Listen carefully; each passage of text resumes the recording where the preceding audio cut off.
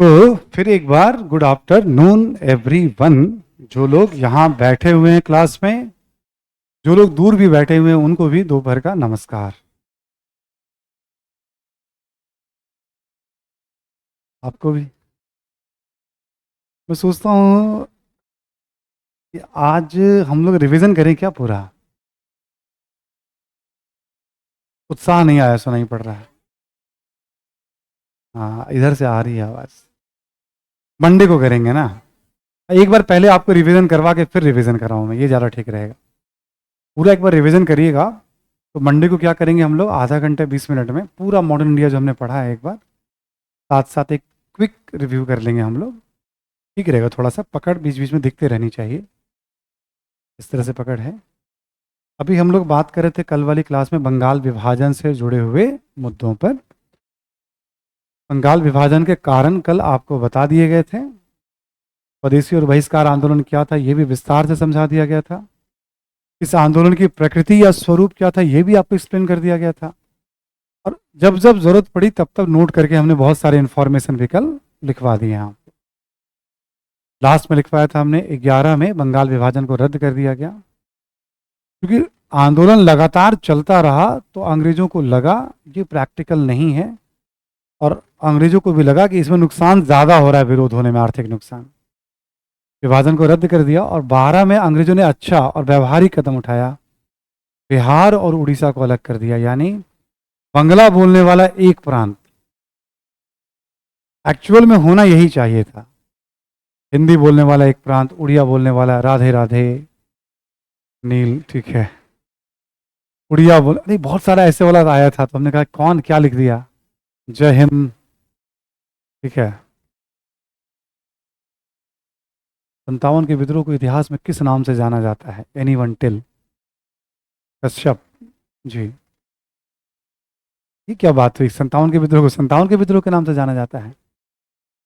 कौन क्या कहते हैं, अंग्रेज क्या कहते हैं, वो अलग दृष्टिकोण है। अब जो मैं पढ़ रहा हूं उस पर ध्यान दो सब, ठीक है। तो बंगाल विभाजन रद्द किया था अंग्रेजों ने एक तरह से दबाव में, लेकिन जब आंदोलन का पीक था, चरमोत्कर्ष था, तब अंग्रेजों ने दबाव में नहीं पीछे हटे थे। वो निर्णय कब लिया, जब आंदोलन शांत पड़ गया था, कमजोर पड़ गया था, क्रांतिकारी घटनाएं चल रही थी, ताकि आंदोलन करने वालों को ऑक्सीजन ना मिले। मैंने सरकार को डरा दिया है।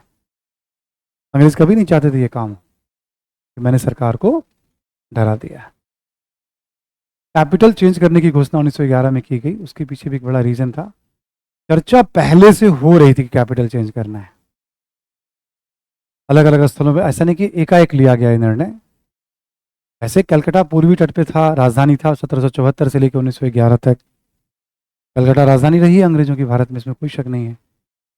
बट वो डिसाइड कर रहे थे, बट आप चाह रहे थे ऐसी जगह लेके जाएं जिसका पॉलिटिकल महत्व रहा हो, जहां इतना ज़्यादा आंदोलन वगैरह ना हो।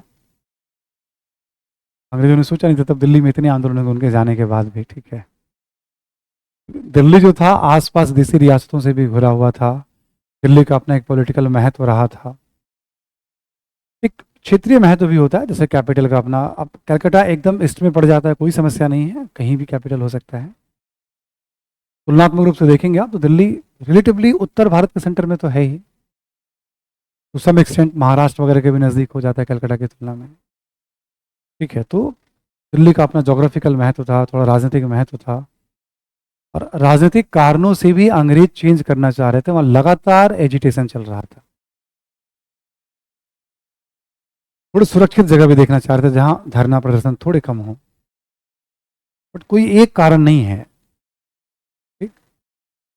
राजनीतिक महत्व दिल्ली का है, उत्तर भारत लोकेशन भी इसका उस हिसाब से है, ठीक है। अंग्रेज महसूस कर रहे थे कि अब कैपिटल ऐसा हो जहाँ से हम अलग अलग क्षेत्रों को भी आसानी से हम रिच पहुँच बना सके। वहाँ कैपिटल में आना जाना लोगों का लगा रहता है, राजधानी में। ये सब फैक्टर थे, प्लस वहाँ निरंतर आंदोलन चल रहे थे, ये फैक्टर भी था। 12 में दिल्ली को राजधानी, मतलब 11 में घोषणा की गई दिल्ली को राजधानी बनाने। पहले दिल्ली में मुखर्जी नगर आप सभी ने देखा ही है। मुखर्जी नगर के पास एक निरंकारी कॉलोनी है, निरंकारी कॉलोनी के पास एक धीरपुर ग्राउंड करके वहाँ बना हुआ है, ठीक है। और वहाँ पे जॉर्ज पंचम 1912 में भारत आए थे, 11 में। जॉर्ज पंचम उस समय के जो राजा थे वो भारत आए थे 1911 में, और राजधानी बनाने के लिए होता है ना, मेमोरी स्टोन वहीं पे लगाया गया था उनका। ये पूरा जो एरिया था मुखर्जी नगर और उसके आसपास पूरा, ये कैपिटल के रूप में कन्वर्ट होना था। सब जंगल थे, मुखर्जी नगर, इंदिरा विहार, ये सब एरिया जो हैं, ये बाद में जो शरणार्थी थे, जो भाई बंधु जो वहाँ से आए थे पाकिस्तान से, उनको अलॉट किया गया। सब जंगल था, खेती होती थी यहाँ पे। हुआ कि ये इस इलाके में कैपिटल, दिल्ली में कैपिटल यहाँ बनाया जाए, इस वाले एरिया में। कहा जाता है ये जो सबसे बड़ा रीजन था जिस कारण नहीं बना कैपिटल यहाँ पे, जो आज इंडिया गेट वाले एरिया में बना, वो था कि यमुना का पानी इस क्षेत्र में आ जाया करता था। ये सब यमुना के फ्लड वाले एरिया में आता था।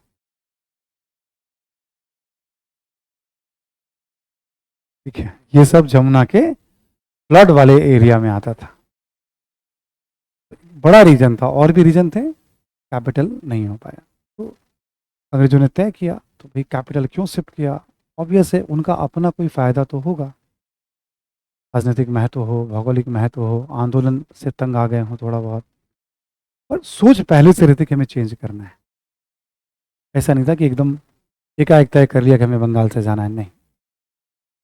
कैपिटल कोई भी डिसाइड करता है तो लोग देखता है उसका सांस्कृतिक महत्व हो, ऐतिहासिक महत्व हो, एक्सेसिबिलिटी हो अधिक से अधिक लोगों की वहाँ कैपिटल में, सुरक्षित जगह हो, मतलब कई चीज़ों को ध्यान में रखा जाता है। यदि उसका एक्सपेंशन हो तो आसपास विस्तार की संभावनाएं हों। कोई भी कैपिटल जब बनाया जाता है तो बहुत कंजस्टेड एरिया में बनाएंगे आप, तो आगे कैसे एक्सपेंशन तो होगा ही होगा, आबादी बढ़ेगी तो। आज कोई भी कैपिटल बनता है तो उसमें ये सारे चीज़ों को ध्यान रखा जाता है। और अंग्रेज दिल्ली में तो 11 में ही कैपिटल, अभी 100 साल ही तो हुए हैं, 100, 110, 15 साल तो घोषित किया था उन्होंने। और जब तक कैपिटल का काम चलता रहा, दिल्ली से शासन, दिल्ली विश्वविद्यालय मुखर्जी नगर के नज़दीक ही पड़ता है, जीटीबी मेट्रो का नाम आप लोगों ने सुना ही होगा, ठीक है ना। तो वो जो यूनिवर्सिटी का एरिया था, यूनिवर्सिटी वाले एरिया में ही वायसराय रहा करते थे। यहाँ जो मेन कैंपस है दिल्ली विश्वविद्यालय का, बेसिकली वो वायसराय का एक तरह से वो मतलब ट्रांजिट हाउस था वो।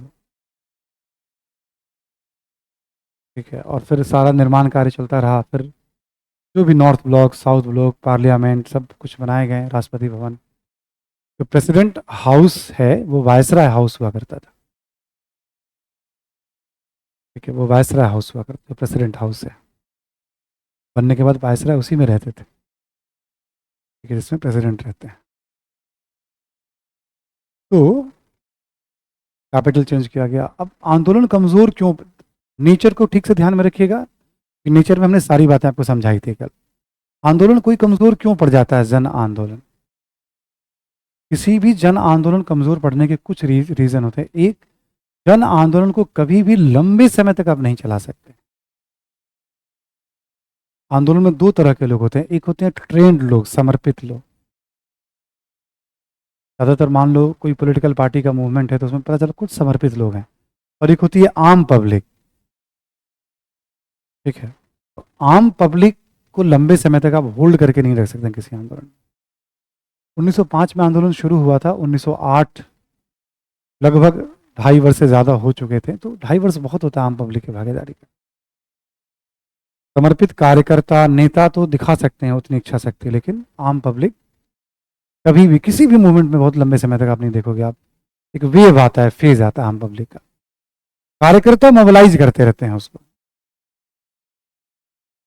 ठीक है, तो एक रीज़न ये माना जाता है। दूसरा, कोई भी आंदोलन कमज़ोर हो रहा है अंग्रेजों के अगेंस्ट में, फिक्स है ये, सरकार उस आंदोलन का कठोरतापूर्वक दमन। आगे अभी 10वीं आंदोलन और आएंगे छोटे बड़े। कमज़ोर पड़ गया तो क्यों पड़ गया? सरकार ने कठोरतापूर्वक उसका दमन किया। क्या? अंग्रेजों ने लाल किला शासन क्यों नहीं किया, मैं बता देता हूँ इसके बारे में। समझ में आ रही बात? दूसरा पॉइंट, झंडा फहराना है लाल किला पे, फ्लैग फहराना है लाल किला पे। वो जगह बहुत शानदार है लाल किला पे जहाँ झंडा फहराया जाता है। रिस्ट्रिक्टेड एरिया है, वहाँ जा नहीं सकते हैं, बट वहाँ का दृश्य बड़ा अद्भुत है। देखिए, अलग ही फीलिंग आती है। वहाँ लगता है जैसे कि भाई सारे प्रधानमंत्री तो यहीं से आकर के जो है इंडिपेंडेंस डे मनाते रहे। ठीक है। तो दूसरा हमने बताया सरकार की दमनकारी नीति। मैं भी लिखवा दूंगा, एक बार समझा देता हूँ क्यों बार बार आंदोलन कमजोर क्यों हुआ आपको नहीं पढ़ना है। तीन चार पहले कॉमन रीजन रख लेना है कि इन कारणों से आंदोलन कमजोर होता है। ठीक।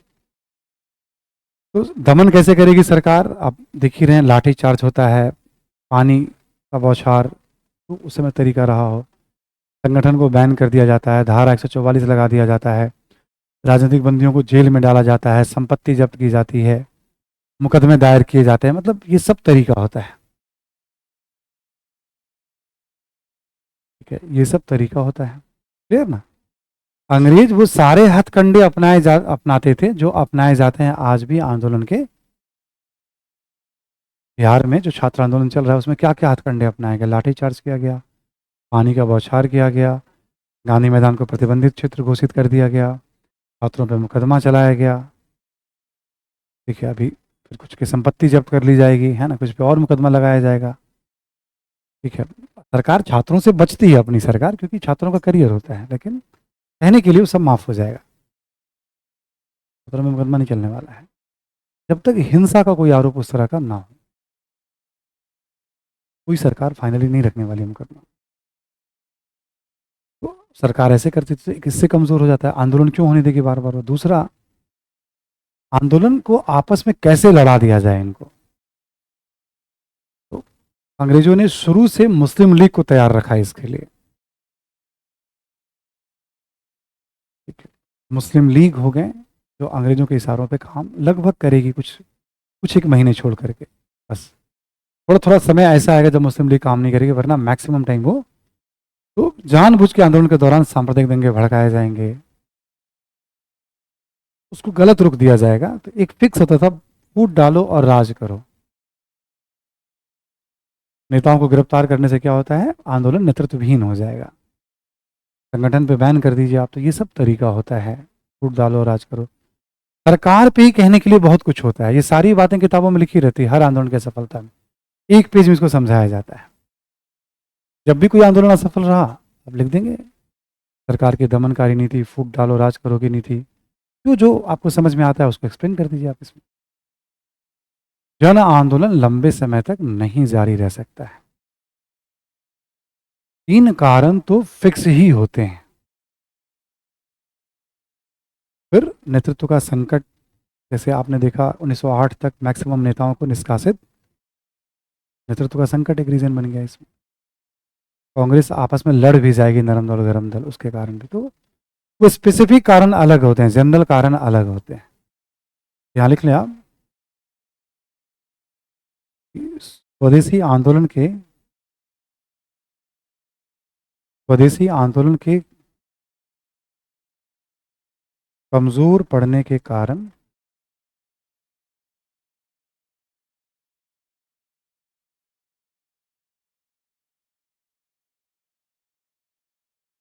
कमजोर पड़ने के कारण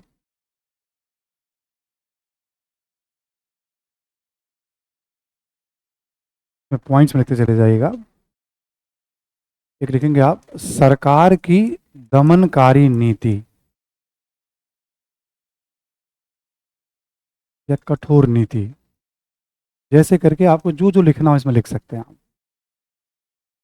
लाठीचार्ज, जेल में डालना, तो समझा के छोड़ दिया आपको। ठीक है, किताब वगैरह में पढ़ेंगे तो आएगा बार बार। दूसरा लिखेंगे आप, सरकार की फूट डालो और राज करो की नीति।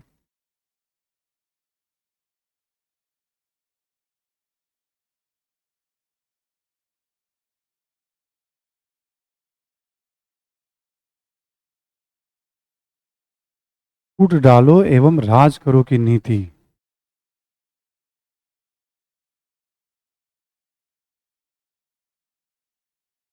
ठीक, फूट डालो एवं राज करो की, जैसे मुस्लिम लीग वाला एग्जाम्पल आ जाता है। ठीक है, हर आंदोलन में मुस्लिम लीग को सरकार लगाए रहेगी, एक दो आंदोलन छोड़ करके, वो भी चर्चा कर लेंगे। कभी कभी दलित गैर दलित के बीच में टकराव पैदा करेगी, मतलब कुछ ना कुछ सरकार क्रिएट करेगी, लड़िए आप आपस में। आप लिखें एक और पॉइंट, जन आंदोलन को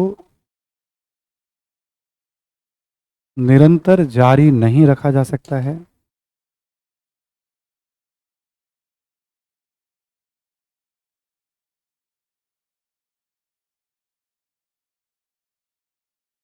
निरंतर जारी नहीं रखा जा सकता है, इसे में लिखेंगे आप, जनता जनता के त्याग की एक सीमा होती है।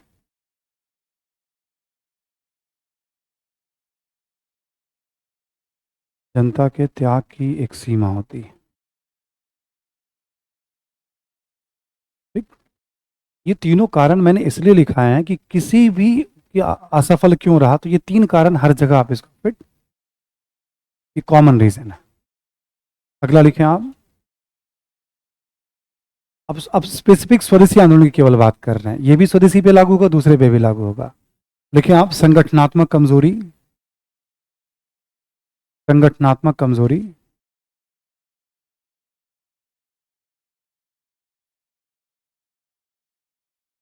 ठीक है। 57 के विद्रोह में आपको याद होगा, संगठनात्मक कमजोरी वहां पे भी था, असफलता के कारण। स्वदेशी आंदोलन में भी सेम पॉइंट, क्योंकि कांग्रेस संगठन के तौर पे तो है, बट कांग्रेस के पास उसका पूरा मैकेनिज्म नहीं बना हुआ है, केवल अध्यक्ष और सचिव है बस। गांधी जी इसको दूर करेंगे, कैसे दूर करेंगे आगे पढ़ने वाले हैं हम। नेक्स्ट लिखें आप कि नरम दलीय एवं गर्म दलीय नेताओं के बीच मतभेद, ये भी पढ़ने वाले हैं। नरम दलीय एवं गर्म दलीय नेताओं के बीच मतभेद,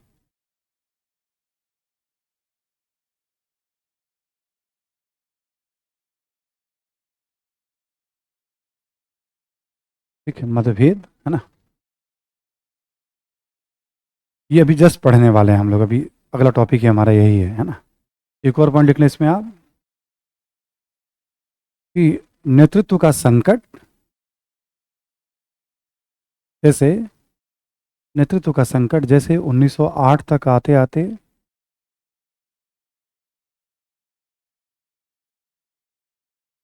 1908 तक आते आते स्वदेशी आंदोलन से संबंधित अधिकांशतः नेताओं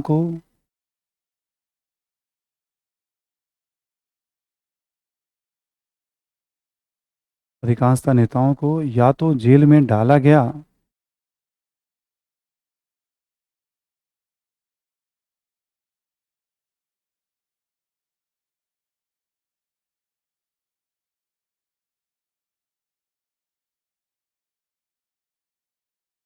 ठीक है, या तो जेल में डाला गया या फिर उन्हें निष्कासित किया गया।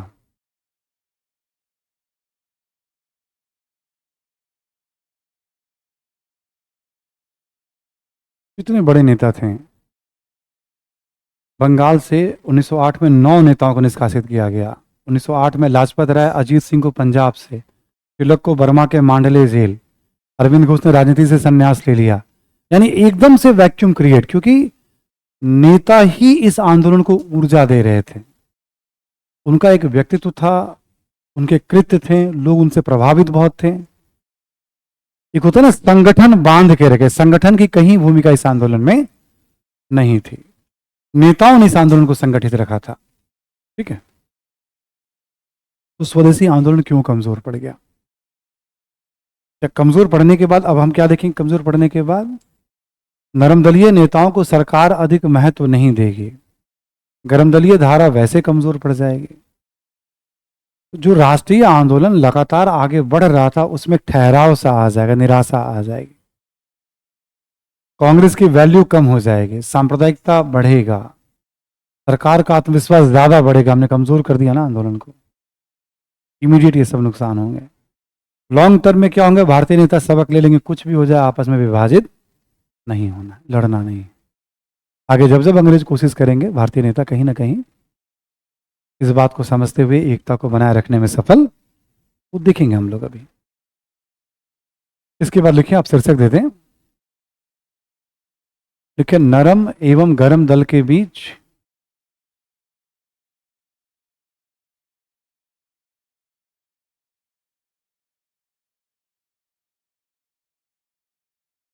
नरम एवं गर्म दल के बीच मतभेद के बिंदु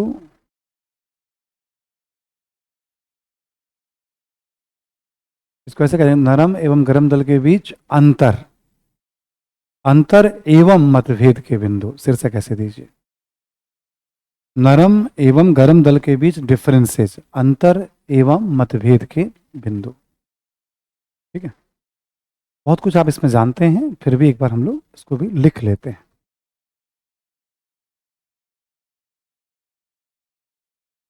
लिखते चलेंगे आप, सिनॉप्सिस बाद में बना दूंगा मैं।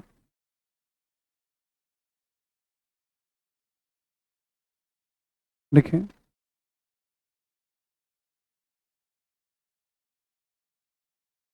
कि दोनों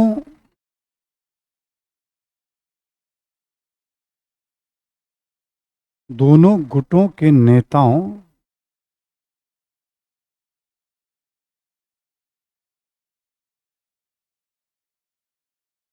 की पृष्ठभूमि को लेकर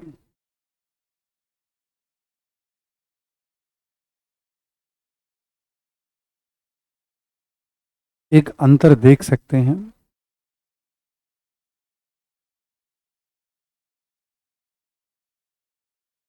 पृष्ठभूमि को लेकर एक अंतर देख सकते हैं। लिखिए,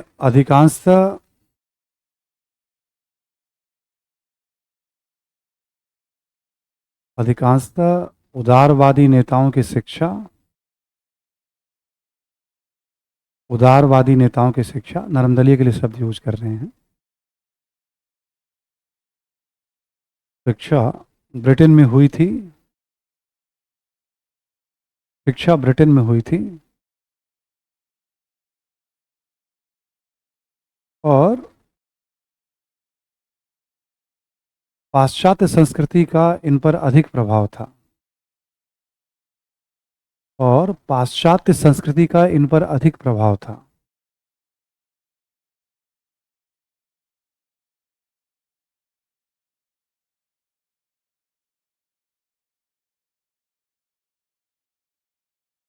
पाश्चात्य संस्कृति का इन पर अधिक प्रभाव था।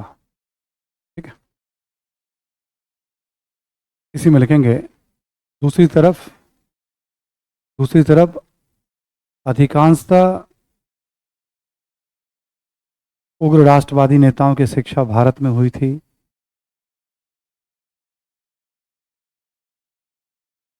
उग्र राष्ट्रवादी नेताओं की शिक्षा भारत में हुई थी,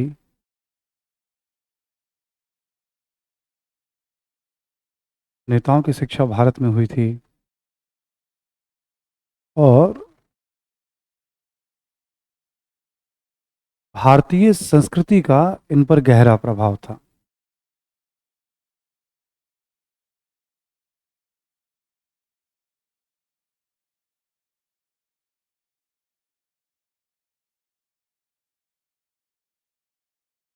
भारतीय संस्कृति का इन पर गहरा प्रभाव था। अब अरविंद घोष को छोड़ देंगे आप, तो सभी गर्मदलीय नेताओं देखेंगे, जितने प्रमुख नेता हैं भारत में ही पढ़े लिखे थे वो, और यहाँ की संस्कृति से खूब जुड़े हुए थे वो, यहाँ के धर्म का, संस्कृति का उन पर खूब प्रभाव था।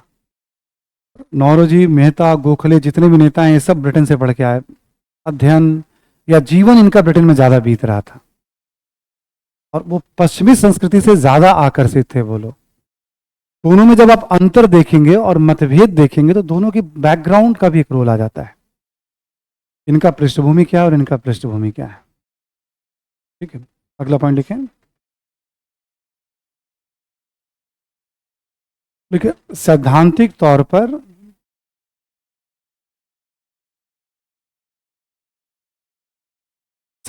तौर पर दोनों स्वशासन के लक्ष्य से सहमत थे।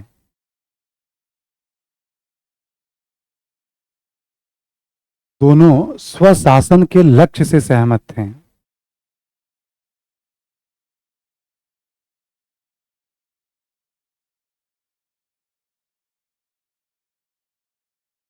ठीक है, दोनों स्वशासन के लक्ष्य से सहमत थे, लेकिन व्यवहार में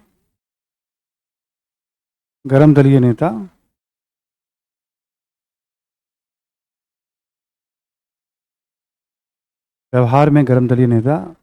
राजनीतिक स्वतंत्रता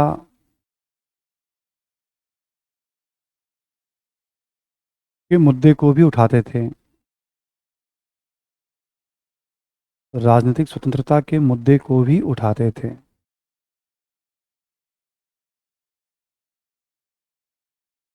ठीक है,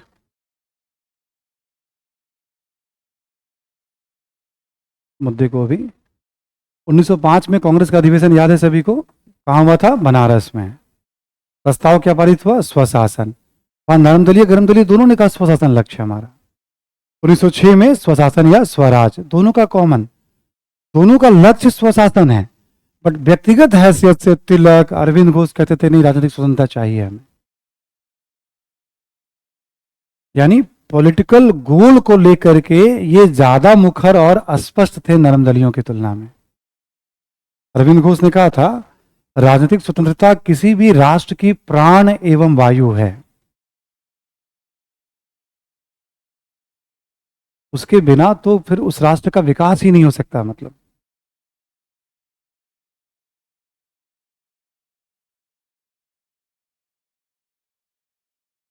ये बिगुल फूंका गया था, उसके बिना तो राष्ट्र का विकास। इसलिए हमने बताया यहां पे समानता भी है और एक अंतर भी है।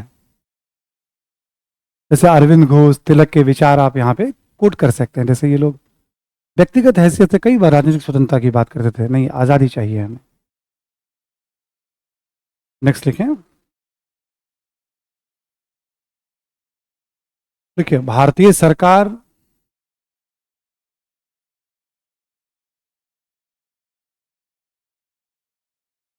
सरकार एवं नौकरशाही के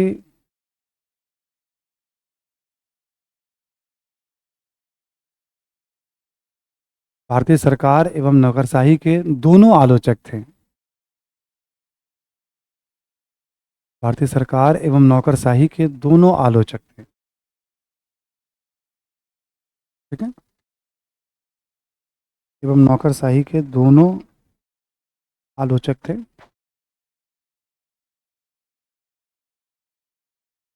इसी में लिखेंगे, लेकिन नरमदलीय नेता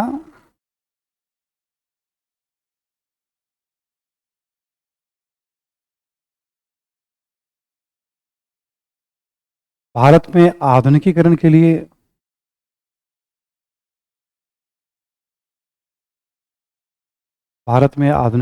लिए ब्रिटिश सरकार में आस्था रखते थे।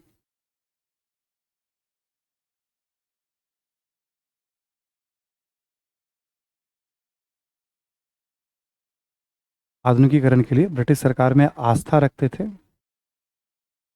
वहीं गर्मदलीय नेता ब्रिटिश सरकार के भी आलोचक थे।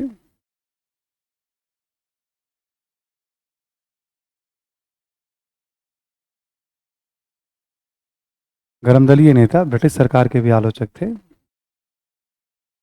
और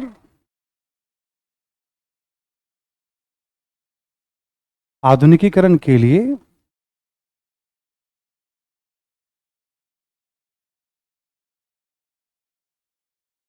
भारतीयों के प्रयास को आवश्यक मानते थे।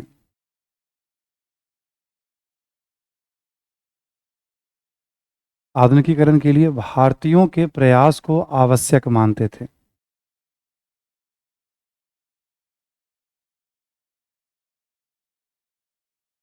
ठीक, भारतीयों के प्रयास को, ये कहते थे बिना भारतीयों के पुरुषार्थ का भारत का भाग्य नहीं बदलने वाला है। अंग्रेज कोई कृपा, उनके कृपापूर्ण मार्गदर्शन में व्यंग करते थे, कुछ नहीं होने वाला है। जब तक हम त्याग और हम पुरुषार्थ नहीं करेंगे तब तक भारत का भाग्योदय, अपने पुरुषार्थ अपने दम पे ही भारत का विकास। तो यहां दृष्टिकोण का अंतर था दोनों में। ठीक है, नेक्स्ट पॉइंट देखें। इसमें कई समानता के बिंदु भी आ रहे हैं, ठीक है ना, तुलना हम जो कर रहे हैं इसमें समानता के बिंदु भी हैं, बट फोकस हमारा अंतर पे और मतभेद कहाँ कहाँ था। ठीक है, तो अगला पॉइंट लिखें आप। लिखें कि राष्ट्रवाद को लेकर भी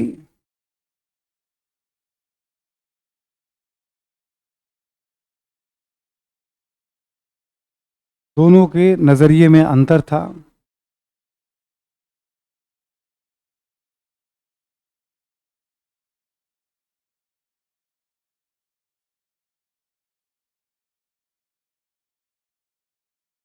नरम दलीय राजनीतिक आर्थिक मुद्दों पर बल देते थे।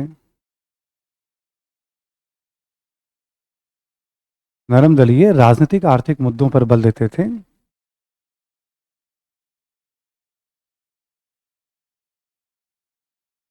बल देते थे। वहीं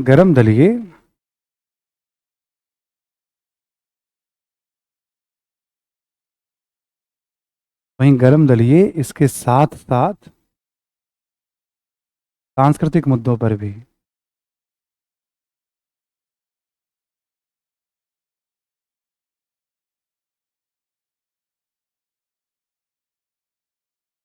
ठीक? ये भी हमने कल समझा ही दिया था आपको, तो इसमें बहुत सारी बातें आपको पता है पहले से भी, है ना।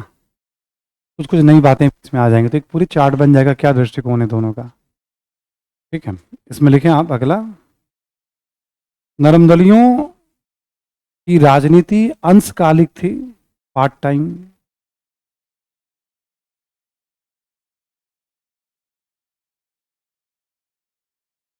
नरम दलियों की राजनीति अंशकालिक थी। ठीक है, अंशकालिक थी। वहीं गरम दलीय नेतृत्व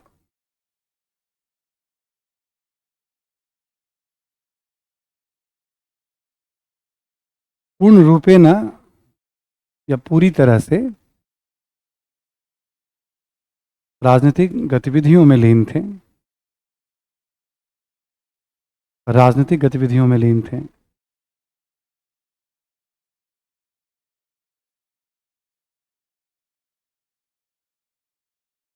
ठीक है, राजनीतिक गतिविधियों में लीन थे। इसमें लिखेंगे आप, या अगला पॉइंट कर लीजिए। दोनों दोनों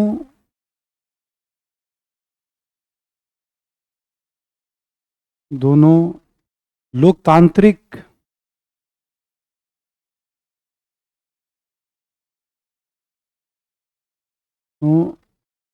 लोकतांत्रिक तरीके से संघर्ष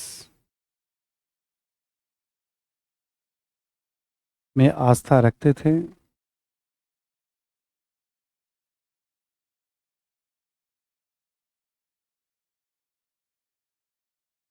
लेकिन नरम दलीय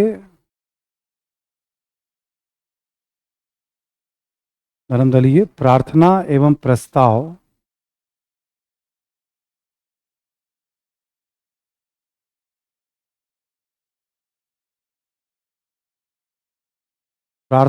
प्रस्ताव के जरिए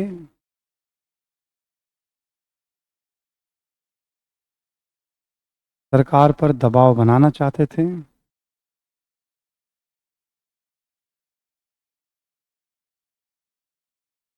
दबाव बनाना चाहते थे। वहीं गरम दलीय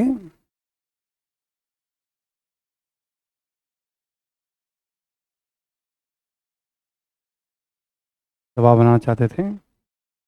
वहीं गरम दलीय, ठीक, देख लेंगे आप, वहीं गरम दलीय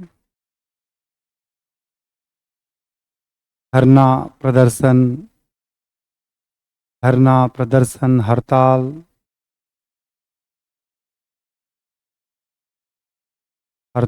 बहिष्कार इत्यादि के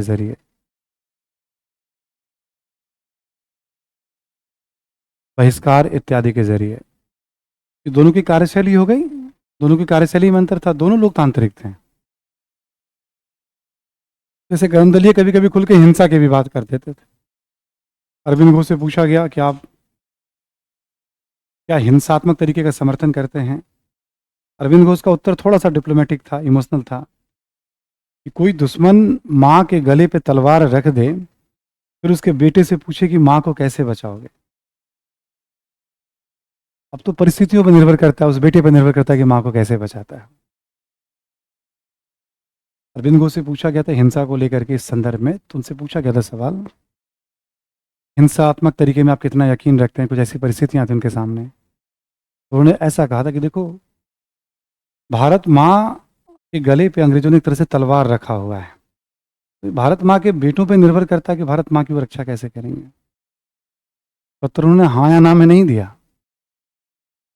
उन्होंने कहा ये तो बचाने वाले पर निर्भर करता है कौन कैसे बचाएगा।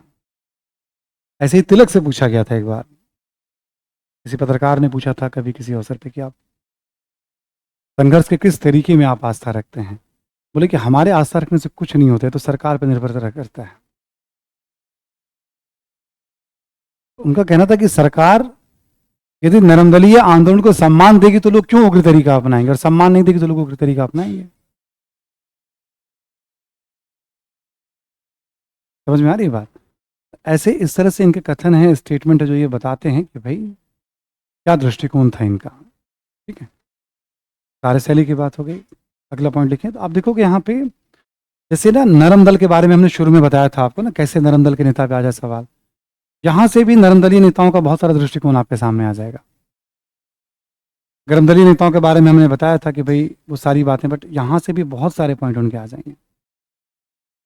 नरम और गरम दल का कोई भी नेता, उसके पे 150-250 सब लिखने में कॉन्सेप्चुअली कभी समस्या नहीं आएगी।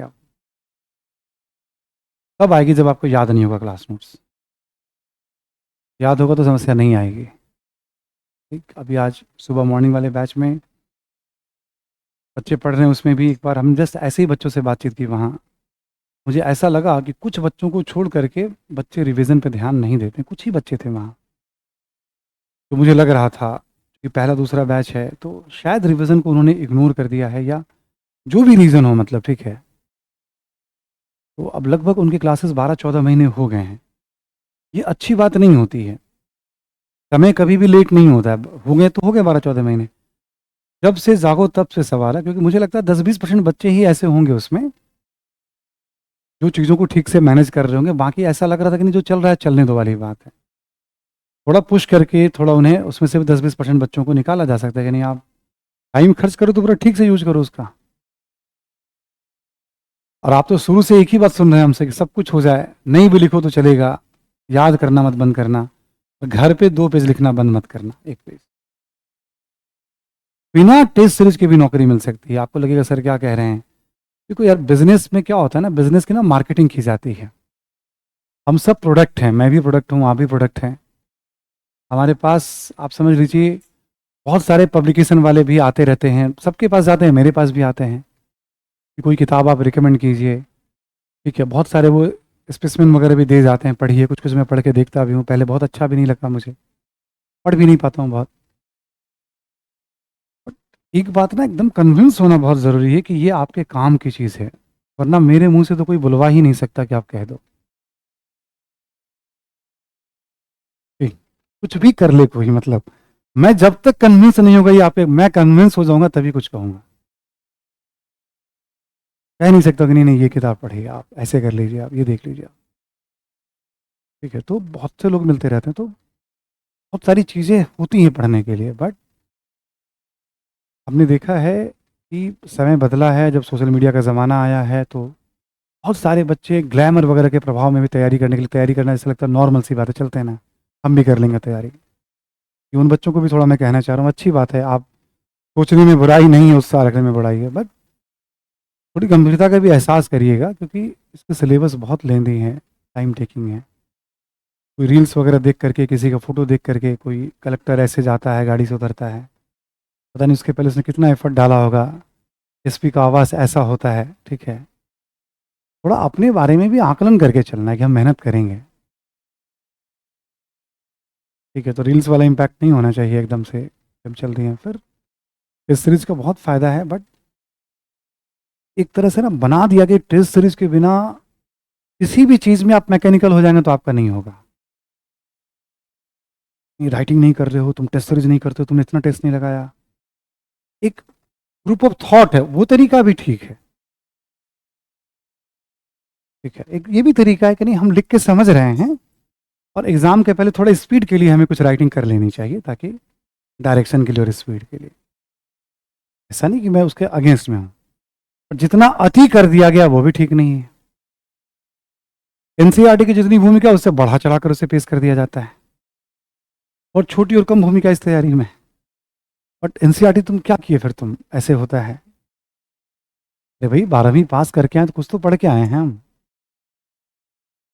वो ग्लैमराइज कर दिया जाता है। आजकल अब एक मेंटरिंग का कॉन्सेप्ट नया नया है बाजार में।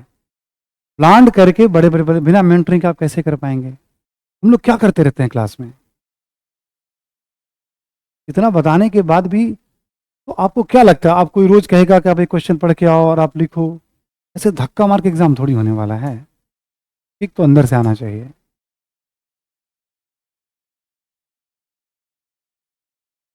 एक मेंटरिंग का कॉन्सेप्ट है, कुछ भी बुराई किसी चीज़ के अगेंस्ट में नहीं हूं मैं। ठीक है, मैं किसी चीज़ के अगेंस्ट में नहीं हूं मैं। इतनी सारी बातें समझा दी गई आपको, आप लिस्ट बना के देखिए। इस समस्या का समाधान हम लोगों के सुझाव में नहीं है। और मेंटरिंग कोई बच्चे ही दे रहे हैं जो एक आधा बार मेन से एक दो बार इंटरव्यू कोई दिया है, मान लो, ठीक है। वैसे वैसे न जाने कितने हजारों बच्चे इंटरव्यू दिए, सिलेक्शन पाए होंगे पिछले 18-20 सालों में। ठीक है, एवरेज उनसे ज़्यादा मेहनत आज भी कर लेते हैं हम लोग। औसतन देखा जाए तो आज भी बहुत ठीक ठाक मेहनत। 2 क्लासेस चल रही है, इसका मतलब 8-10 घंटे तो किताब के साथ हम चल ही रहे हैं। क्लास के अलावा भी 5-7 घंटे कुछ ना कुछ कर रहे हैं। ठीक है वो भी, बट आपको इतना बताने के बाद भी क्यों। हम लोग आइडिया देते हैं सोच को उभारने के लिए, आप बनाओ, प्लान करो, क्यों जरूरत पड़ती है। कुछ कुछ देख सकते हैं कभी कभी आप, बट आंख बंद करके कुछ भी मत करिएगा। अपने स्किल को डेवलप करने पे ध्यान दीजिए और अपने समर्पण पे ध्यान। जब जब कोई कोई रीजन बनता रहेगा तब तब आपको समस्या होगी। ठीक है, थोड़ा कोचिंग में है, आपको मार्गदर्शन मिल रहा है, बट इतना करना अभी कर लीजिए। आप आगे भी जरूरत थोड़ी बहुत पड़ेगी आपको, बट एक समय के बाद निर्भरता नहीं होनी चाहिए। सुन पा रहे हैं ना सभी लोग इस बात को। तो आप सीख लीजिए मेंटरिंग में क्या होता है। कभी मन का तो सुन लिया किसी से, टेस्ट पेपर आप खुद से भी लगा सकते हैं। ऐसा नहीं कि टेस्ट सीरीज में जाने की जरूरत है, बट वो समर्पण होना चाहिए आपका। हाँ, अनुशासन के लिए देना चाहिए, लिमिटेड मैटर मात्रा में। ठीक है, आप दीजिए टेस्ट ना, बिल्कुल दीजिए आप लिमिटेड मात्रा में। एक आधा टेस्ट सीरीज के भी ज्वाइन कर लिया, ठीक है, वो देना चाहिए। ऐसा नहीं कि हम 10 टेस्ट सीरीज ही लगा रहे हैं हम। तो एक तरीका है पढ़ने का, पीटी पढ़ने का तरीका हमने बता रखा है। जीएस में इतनी भी समस्या कि मैं आज अभी भी केवल प्रैक्टिस करके बिना रीडिंग के पीटी जीएस में स्कोर कंफर्टेबल कर दूंगा। बट जैसे मैं आपको 500,000 कहता हूँ तो मेरा शायद हो सकता है मैं 10-10 हज़ार कर जाऊँ प्रैक्टिस, 5,000 कर जाऊँ प्रैक्टिस। मुझे इतना बिलीव है, बट खुद बैठ के, और जो तरीका मैं बताता हूँ आपको। क्रिकेट मेरे समय में नहीं था और ना मैं उसमें इन्वॉल्व हुआ आज तक मैं, इसलिए मैं कभी सजेशन नहीं देता हूँ क्रिकेट के बारे में कि आप ये करिए वो करिए। ठीक है, तो बाजार आपको कुछ क्वालिटी होती है तभी आपकी तरफ फेंका जा रहा है, बट आप सबसे देखना है क्या लेना है क्या नहीं लेना है, और सबसे ज्यादा भरोसा और अपने ऊपर अपना रास्ता बनाना है। तो टेस्ट सीरीज वगैरह का एग्जाम के पहले तो रोल है, बाकी आप अभ्यास कर करके इम्प्रूव करिए अपने आप को। ठीक है, अभ्यास करके अपने आप को, जितना आप अपने आप को इम्प्रूव करेंगे, तो गाइडेंस वाला होना चाहिए, शुरुआती स्टेज में होना चाहिए। ठीक है, जैसे हिस्ट्री में मान लो मैं खुद ही गाइड कर रहा हूँ आपको टाइम टू टाइम, शुरुआती स्टेज में होना चाहिए। टेस्ट सीरीज से ज़्यादा जरूरी होता है कि हम जो लिख रहे हैं, तो हमने लिखना शुरू किया और 20 समस्याएं बता दी गई तो हमारा कॉन्फिडेंस हिल जाता है। तो समस्याएं नहीं है, आपका बाल मन है। आपको लगता है, जैसे हिस्ट्री में आप में से बहुत सारे बच्चों ने मुझे दिखाया है, नहीं ठीक है आपका, तो मैंने कहा ठीक है, या मैं रुक जा रहा हूँ, तो ठीक है, तो कोई काटेगा नहीं। हाँ ठीक है, कॉमा पूर्ण विराम कुछ अलग हो सकते हैं, ये हो सकता है वो सकता है, क्योंकि आपने सही दिशा में लिखना शुरू कर दिया है। वाक्य रचना ठीक है तो ठीक है। मैं ये केवल अपनी संस्था की बात नहीं कर रहा हूँ, कहीं पे भी जाएंगे इतना कुछ आ जाएगा ना, आपको लगेगा मैं तो कुछ जानता ही नहीं हूँ। आपको सोचिए, मैं एक सुझाव देता हूँ, जब भी कोई सुझाव किसी से ले तो आप देखिए विषय वस्तु में क्या सुझाव दिया गया है। इंट्रोडक्शन छोटा करें तो ठीक है, नहीं कौन सी बड़ी बात है। कंक्लूजन, विषय वस्तु में क्या आप कोई महत्वपूर्ण पॉइंट मिस कर गए हैं, बस इसके अलावा कुछ और सीखने की बात नहीं होती। क्वेश्चन समझने में गलती होगी, गलत डायरेक्शन में तो नहीं चला गया, फिर वहां वो फीडबैक आपके लिए कारगर होगा। हर चीज को हम बहुत ज्यादा मैकेनाइज मशीनीकरण करते जा रहे हैं। ये 4 लाइन ज्यादा, ये 3 लाइन में होना चाहिए, इतना कौन बैठ कर लिखता है एग्जामिनेशन हॉल में। ठीक है, बस आप सही दिशा में लिख रहे हैं ना, बात को समझ रहे हैं ना, और समर्पण आपका है तो होगा ही होगा। एक बार टेस्ट पेपर खुद से दीजिए आप, और एक बार एनवायरनमेंट के लिए कहीं पे बैठ करके टाइम मैनेजमेंट के लिए सब वो करना चाहिए। ये नहीं कि सालों भर टेस्ट पेपर ही दे रहे हैं। अति मशीनीकरण किसी भी चीज का, आपको मशीन सोचने से बाहर, संतुलन चाहिए हर चीज में। ठीक, पढ़िए और जितना चिंतन कर सकते हैं, जितना पढ़ते हैं उससे कम चिंतन मत करिए, उतना ही लिखिए भी, कम से कम रोज थोड़ा बहुत लिखिए, जितना मौन रह सकते हैं रहिए, क्या क्या चल रहा है मन में उन सब बातों को पकड़िए, उसको इम्प्लीमेंट करिए। ठीक है, तो किसी भी चीज़ में अति मत करिएगा, एक्सट्रीम मत करिएगा। बाजार खिंचता रहता है आजकल, मैंने देखता हूँ मेंटरिंग का कल्चर आ गया, बहुत अच्छे मेंटर हैं ये, टारगेट दे रहे हैं आपको, अच्छी बात है। अब किसी की ज़रूरत पड़ी, ठीक है, आप ले लीजिए मदद, कुछ दिनों के लिए आप पे कर दीजिए पैसा। बट मैं तो मानता हूँ इस लड़ाई में, है ना, आपका मोटिवेशन से बड़ी कोई चीज़ नहीं होनी चाहिए। मोटिवेशन कमज़ोर पड़ रहा है तभी हमें किसी की मदद की ज़रूरत, बता रहा है तब तो बात अलग है, फीडबैक के लिए। मोटिवेशन को सबसे ऊपर रखिए। पॉइंट पॉइंट परसेंट में सिलेक्शन होता है, बट वो लोग जो करते रह जाते हैं। ठीक है, हम लोग बात कर रहे हैं इस समय गरम दल और नरम दल, सर्दी का मौसम है। ठीक है, अब अगला पॉइंट जो हम इसमें लेने वाले हैं वो है बंगाल विभाजन को लेकर के क्या टकराव था। लिखें आप जरा।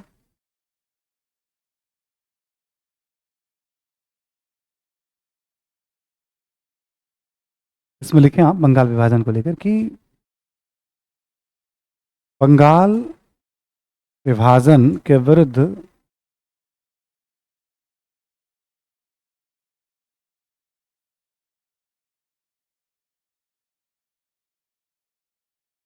आंदोलन को चलाने को लेकर दोनों सहमत थे।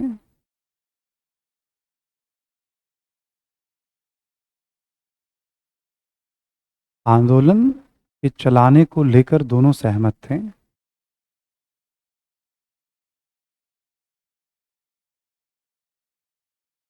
सह- सहमत थे, लेकिन कुछ मुद्दों पर मतभेद भी था।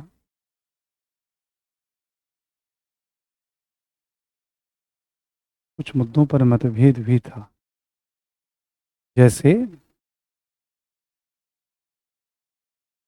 जैसे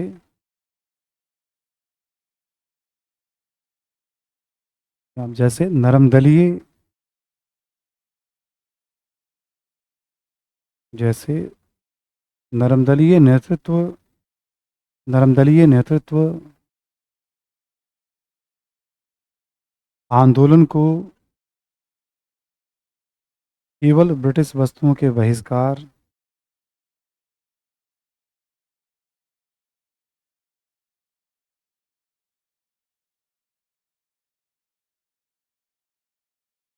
केवल ब्रिटिश वस्तुओं के बहिष्कार,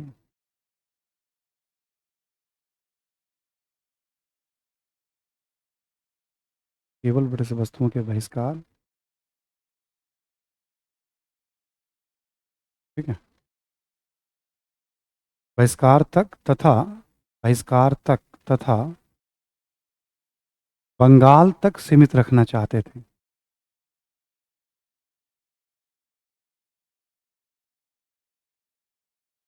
तथा बंगाल तक सीमित रखना चाहते थे।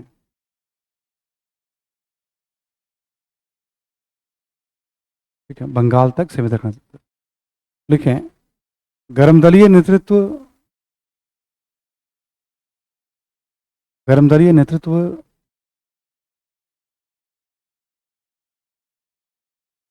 सरकारी संस्थाओं का बहिष्कार भी चाहते थे।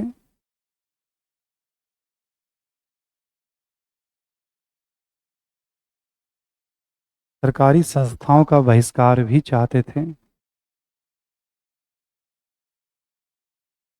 बहिष्कार भी चाहते थे तथा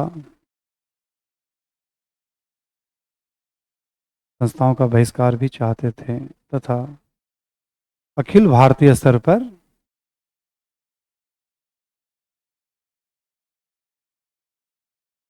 अखिल भारतीय स्तर पर आंदोलन के प्रसार के पक्ष में थे।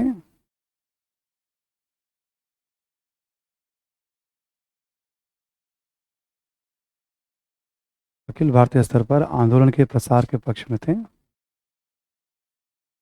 अंततः अंततः ऐसा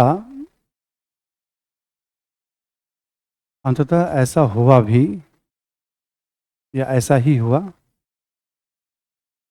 अंततः ऐसा ही हुआ, है ना।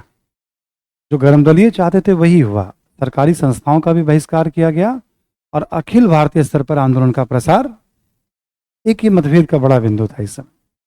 अगला पॉइंट लिखें।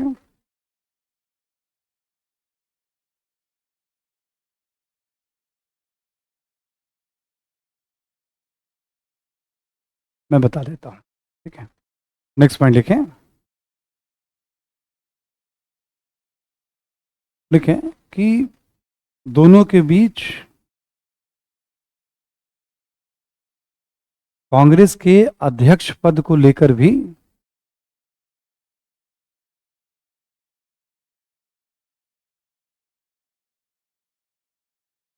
दोनों के बीच कांग्रेस के अध्यक्ष पद को लेकर भी विवाद उठा।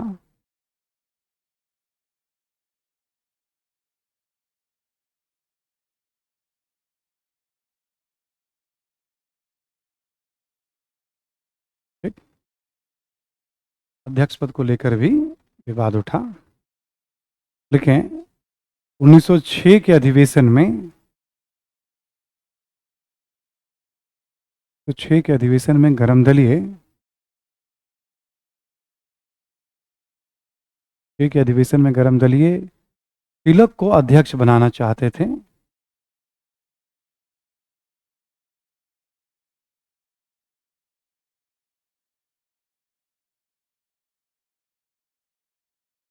तिलक को अध्यक्ष बनाना चाहते थे।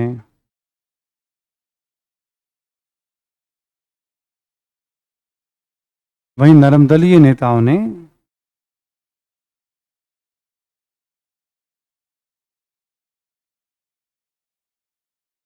नरमदलीय नेताओं ने नौरोजी का नाम प्रस्तावित किया। नौरोजी का नाम प्रस्तावित किया।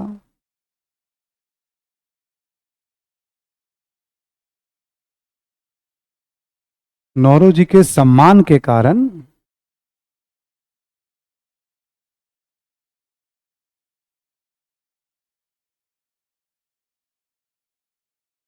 कारण गर्मदलीय नेतृत्व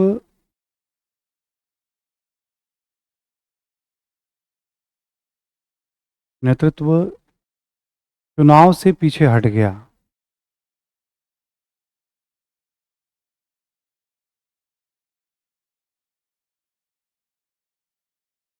चुनाव से पीछे हट गया।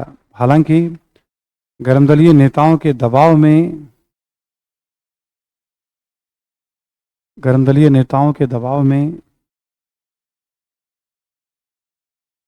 4 प्रस्ताव पारित किए गए।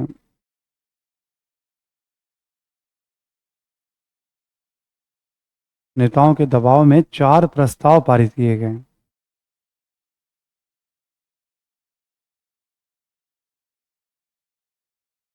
लिख लें आप इसमें, स्वशासन या स्वराज, स्वशासन या स्वराज,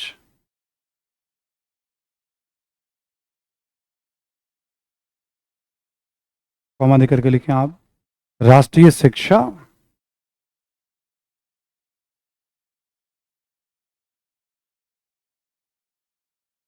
स्वराज, कॉमा देकर लिखें आप, राष्ट्रीय शिक्षा, इसी में लिखें आप स्वदेशी, स्वदेशी और बहिष्कार।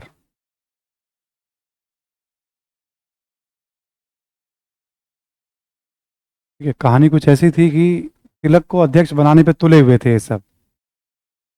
तो होता था कि चुनाव हो सकता है, एक तो था सर्वसहमति से चुनाव हो सकता है, संभावना थी कि तिलक अध्यक्ष बन जाते। तो 6 में कलकत्ता अधिवेशन था, गर्म दलियों का वो भी गढ़ था नरम दलियों के साथ साथ, तो संभावना थी। नरम दलियों को लगा तिलक अध्यक्ष बन जाएंगे तो ऐसा ना हो कि कांग्रेस उग्र प्रस्ताव पारित करना शुरू कर दे और सरकार चिढ़ जाएगी। नरम दलीय कहीं ना कहीं सरकार में आस्था रखते थे कि सरकार धीरे धीरे भारत में परिवर्तन या बदलाव करेगी।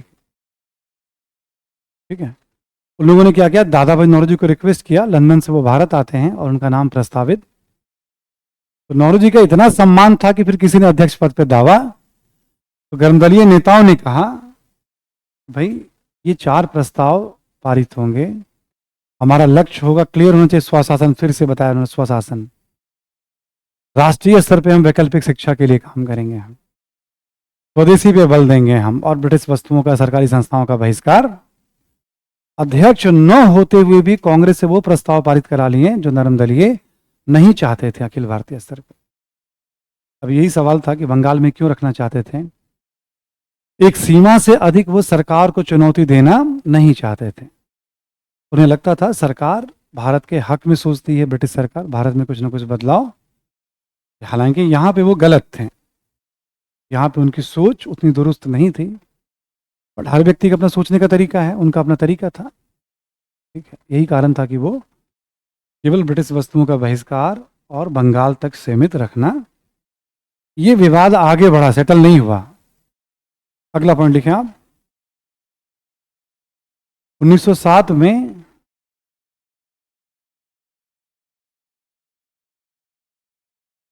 कांग्रेस की बैठक नागपुर में प्रस्तावित थी।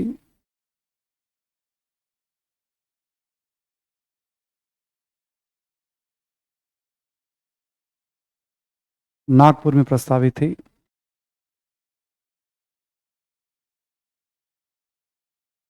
प्रस्तावित थी, है ना। इसी में लिखेंगे यहां गर्मदलीय नेताओं का प्रभाव था,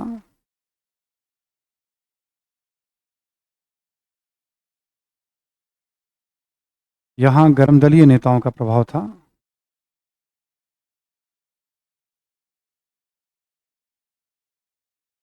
फिरोज शाह मेहता ने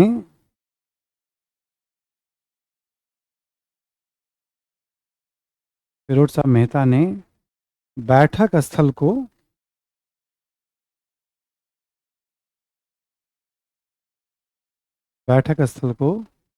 सूरत स्थानांतरित कराया, बैठक स्थल को सूरत स्थानांतरित कराया।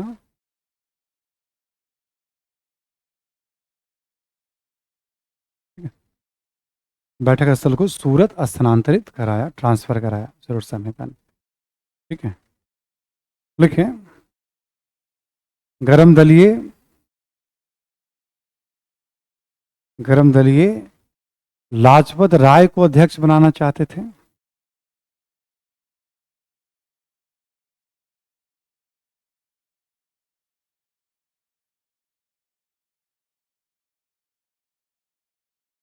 बनाना चाहते थे, लेकिन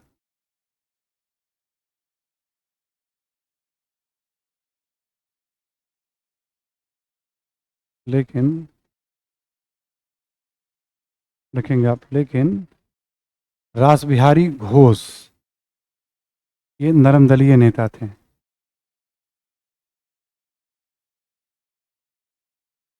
लेकिन रास बिहारी घोष को अध्यक्ष बनाया गया।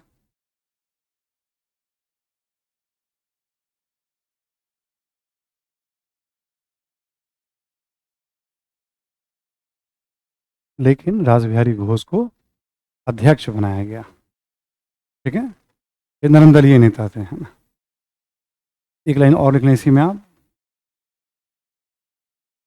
ठीक है, बैठक में दोनों गुटों के बीच टकराव बढ़ा।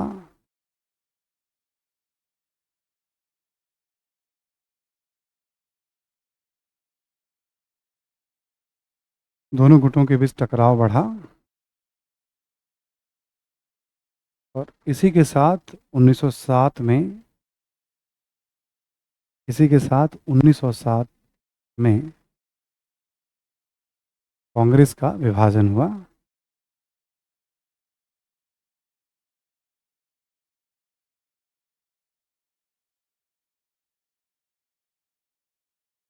ठीक है, 1907 में सूरत में कांग्रेस का विभाजन हुआ।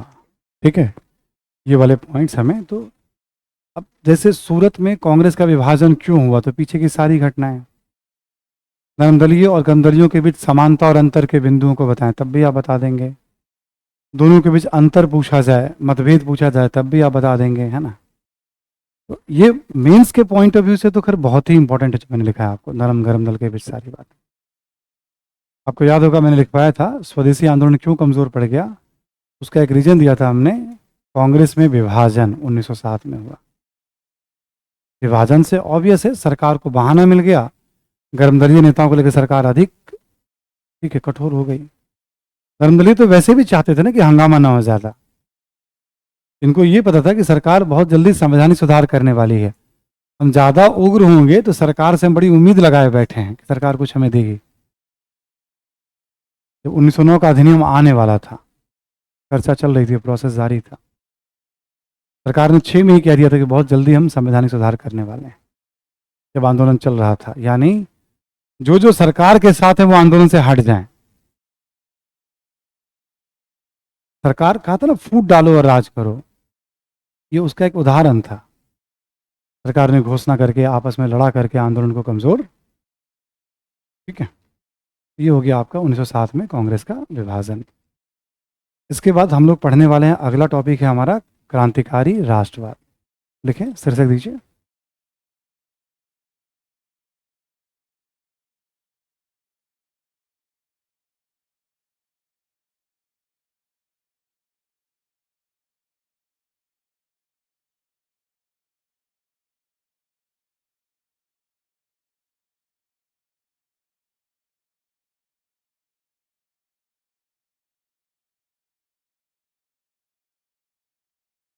एक बार लिख लेते हैं फिर हम लोग और बात करेंगे इसमें। क्रांतिकारी राष्ट्रवाद क्या है, लिखिए आप।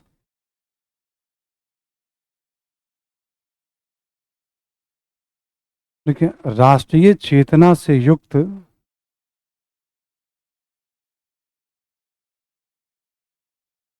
राष्ट्रीय चेतना से युक्त उन युवाओं, उन युवाओं एवं क्रांतिकारियों को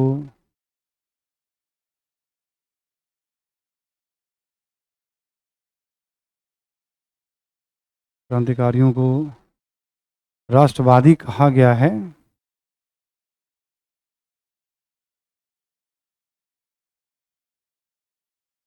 उन युवाओं एवं राष्ट्रवादियों को क्रांतिकारी कहा गया है जो हिंसात्मक तरीके से,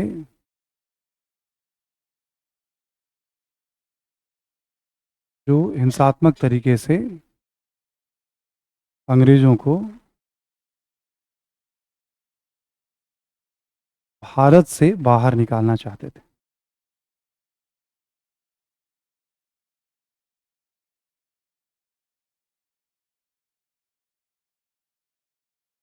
भारत से बाहर निकालना चाहते थे, ठीक है। क्रांतिकारी राष्ट्रवादी किनको कहा गया है, जो राष्ट्रीय चेतना से युक्त हैं और हिंसा के द्वारा अंग्रेजों को भारत से बाहर, ज़्यादातर इसमें युवा ही होते थे, इसलिए युवा एवं राष्ट्रवादी शब्द हमने इस्तेमाल किया। अब देखो, एक तरफ कांग्रेस का आंदोलन चलेगा तो समानांतर हिंसात्मक गतिविधियां भी चलेंगी। कांग्रेस के आंदोलन का मतलब अहिंसात्मक संघर्ष, लोकतंत्रात्मक आंदोलन। और एक धारा चलेगी हिंसा की, दो तरीके से चलेगा राष्ट्रीय आंदोलन, एक अहिंसा के रास्ते पे और एक हिंसा के रास्ते पे। हिंसात्मक गतिविधियां भी लगातार कुछ ना कुछ होंगे आजादी तक, लेकिन इसके तीन वेव दिखाई पड़ेंगे आपको जब घटनाओं में तीव्रता या उसकी आवृत्ति बहुत ज्यादा होगी। हिंसात्मक घटनाओं की तीन वेव दिखाई पड़ेंगे आपको। पहला वेव आपको दिखाई पड़ेगा 1907 से 1915 के बीच में। ऐसा नहीं कि 7 के पहले नहीं है, 15 के बाद खूब घटनाएं हो रही, 16, 17, 18 में भी। बट इस बीच में एक बड़ा वेव दिखाई पड़ेगा आपको जब अहिंसात्मक आंदोलन एकदम लुप्त हो जाएगा। इस बीच में केवल हिंसात्मक गतिविधियां चल रही हैं 7 से 15 के बीच। पहला वेव जो भी हम बढ़ने जा रहे हैं। फिर एक दूसरा वेव दिखाई पड़ेगा आपको असहयोग आंदोलन के बाद 1924 से 1935। इसमें भी बीच में कुछ समय के लिए अहिंसात्मक आंदोलन लुप्त हो जाएगा, फिर अहिंसात्मक आंदोलन भी चलेगा और क्रांतिकारी राष्ट्रवाद भी साथ साथ चलता चलेगा। ये भगत सिंह वाला चरण है, चंद्रशेखर आजाद वाला चरण है।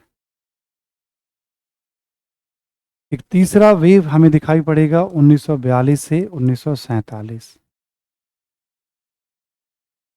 अब समझ लो ये सुभाष चंद्र बोस और आजाद हिंद फौज के सैनिकों का चरण है। इसको अलग से नहीं पढ़ना, नॉर्मली पढ़ते जाएंगे इसको हम लोग जैसे पढ़ रहे हैं, बट इन दोनों को अलग से पढ़ना है हमें। पढ़ना हमें इसको भी है, बट प्रवाह में पढ़ना है। पहले वाले में व्यक्तिगत वीरता पे ज्यादा बल है, एक एक क्रांतिकारी हैं, किसी अंग्रेजों को मार रहे हैं। दूसरे वाले में व्यक्तिगत वीरता पर भी बल है, बट अधिक से अधिक लोगों को साथ जोड़ने की कोशिश की जाएगी, संख्या बढ़ेगी, महिलाओं की भागीदारी बढ़ेगी सेकंड फेज में। थर्ड फेज में क्या है, आम पब्लिक भी हथियार उठा लेगा। अब बहुत हुआ, अंग्रेजों को भगा के ही दम लेंगे। थर्ड फेज इस तरह से देखोगे तो अब तीनों फेज की जब हम बात करते हैं वेव की, हिंसा कभी रुकी नहीं है। तीव्रता एक तो, दो आज़ादी की लड़ाई दो धाराओं में चली है। सामाजिक धार्मिक सुधार आंदोलन से राजनीतिक लोकतांत्रिक 57 के विद्रोह के बाद हिंसात्मक धाराएं, ठीक, दो धाराएं में चली हैं। बट ये इस अवधि में तीव्रता आपको ज्यादा दिखेगी आपको, और स्वरूप भी थोड़ा बदलता रहेगा, व्यक्तिगत वीरता से सामाजिक आधार, सामाजिक आधार से जनता की तरफ क्रांतिकारी चेतना जो है। ठीक है, ये हम पढ़ते पढ़ते सब समझ में आ जाएगा क्या अंतर है पहले फेज में दूसरे फेज में। और दिमाग में रखने के लिए जरूरी होता है कि व्यक्तिगत वीरता पे बल है, व्यक्तिगत वीरता प्लस सामाजिक आधार पे बल है। तीसरे वाले में सामाजिक आधार, सोचो ना, झांसी रेजिमेंट ही बना ली जाएगी जिसमें हजारों महिलाएं बंदूक लेकर के तैयार हैं कि अंग्रेजों को मारना है। किसी एक महिला की चर्चा नहीं होगी। कहानी शुरू हुई झांसी की रानी से और अंत होगा उनके रेजिमेंट पे। ये बात तो आज़ादी मिल ही जाएगी। ठीक है, तो तीन फेज होंगे, दोनों फेज अभी हम देख लेंगे। हम लोग पहला फेज की भी बात करने जा रहे हैं। ये बात समझ में आ रही सभी को? क्रांतिकारी राष्ट्रवाद क्या, ही तो समझ में आ गया सभी को। तीन फेज होंगे, पहला फेज की हम बात करने जा रहे हैं अभी, बाकी तो जब बात करेंगे तब समझेंगे उसको हम।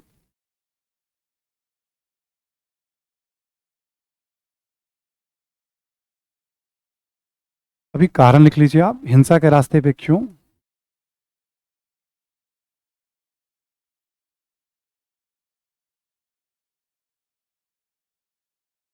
कारण लिख लीजिए आप, लिखें।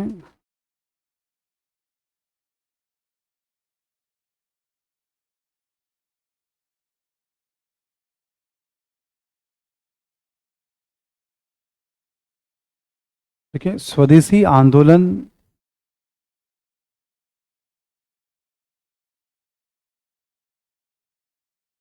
के कमजोर पड़ने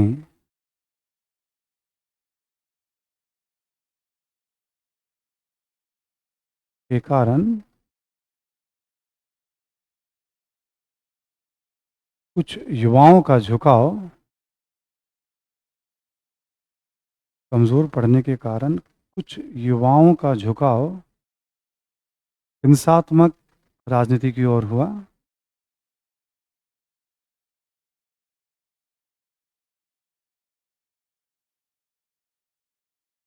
हिंसात्मक राजनीति की ओर हुआ। ठीक है। होता क्या है, ज़्यादातर जो हिंसा के रास्ते में सब स्वदेशी आंदोलन में भाग ले रहे हैं। कमज़ोर पड़ने से इनका मतलब कि अब क्या करें, वो कुछ करना चाह रहे हैं, वो एक स्वाभाविक टर्न होता है ये। अगला पॉइंट लिखें। गर्मदलीय नेताओं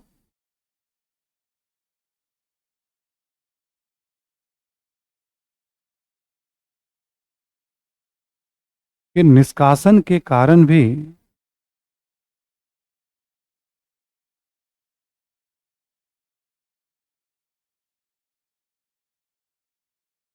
आंदोलन नेतृत्वहीन हुआ।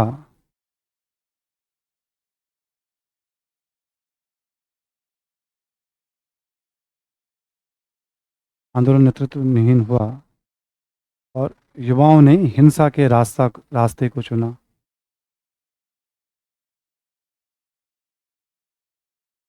हिंसा के रास्ते को चुना।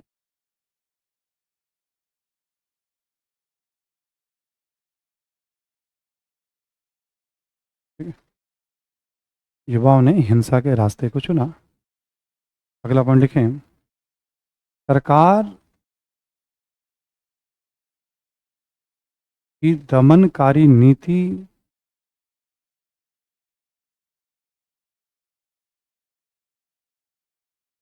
तथा राजनीतिक मांगों के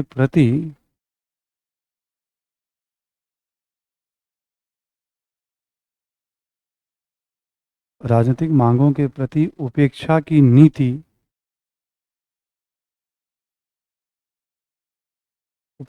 नीति के कारण भी युवाओं में आक्रोश बढ़ता जा रहा था।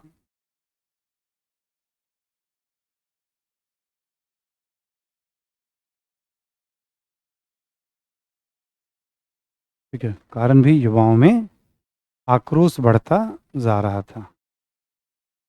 ठीक है। नरमदली नेता प्रस्ताव पे प्रस्ताव पास कर रहे हैं, सरकार कुछ कर नहीं रही है। गर्मदली इतना डिमांड कर, सरकार सुन नहीं रही, उससे गुस्सा है। प्लस सरकार दमन कर रही है, उससे में भी आक्रोश हो जाता है कि भाई मेरे वाले नेता को भी सरकार उठा के ले गई, मेरे वाले नेता को भी सरकार ने, ठीक है ना। लोगों का जुड़ाव होता है ना अपने अपने नेताओं के प्रति, सम्मान होता है उनके प्रति। ठीक है, जब सरकार उसको हटाती है जबरन करके, तो गुस्सा जो है, आक्रोश, वो कभी भी हिंसा में कन्वर्ट होने की संभावना उसकी रहती है, युवाओं में जहां भागीदारी होती है। ठीक है, नेक्स्ट लिखें आप। ठीक है। संगठनात्मक रूप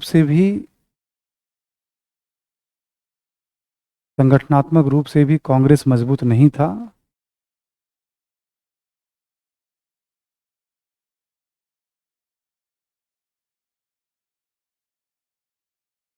और ना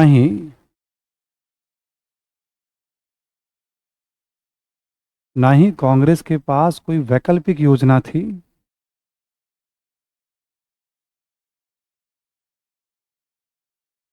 कांग्रेस के पास कोई वैकल्पिक योजना थी कि आंदोलन को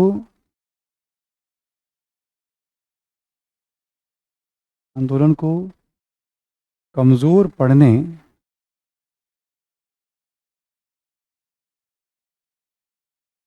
कमजोर पड़ने पर या कमजोर होने पर राष्ट्रवादियों को क्या करना है।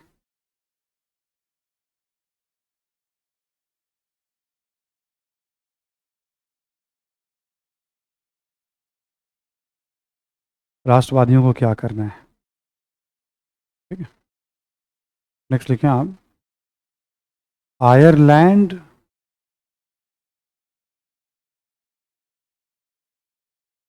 आयरलैंड एवं रूस की क्रांतिकारी गतिविधियां भी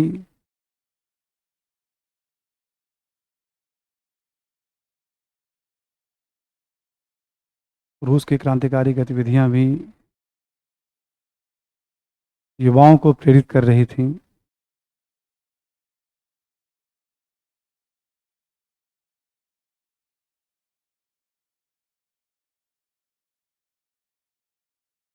आयरलैंड में भी अंग्रेजों के अगेंस्ट में वहाँ के युवा जो हैं बम पिस्तौल की राजनीति, और अंततः ब्रिटिश सरकार को मतलब दबाव में आकर के आयरलैंड को डोमिनियन स्टेटस का दर्जा देना पड़ा था।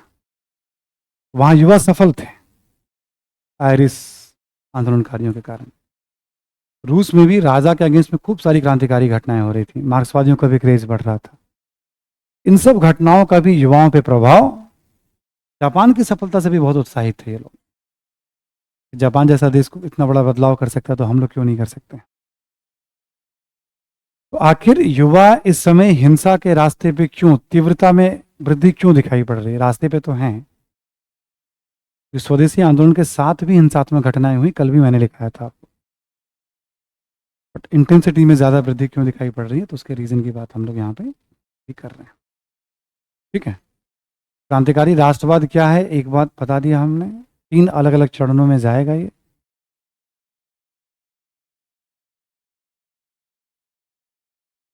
संप्रदायवाद उतना कारण नहीं।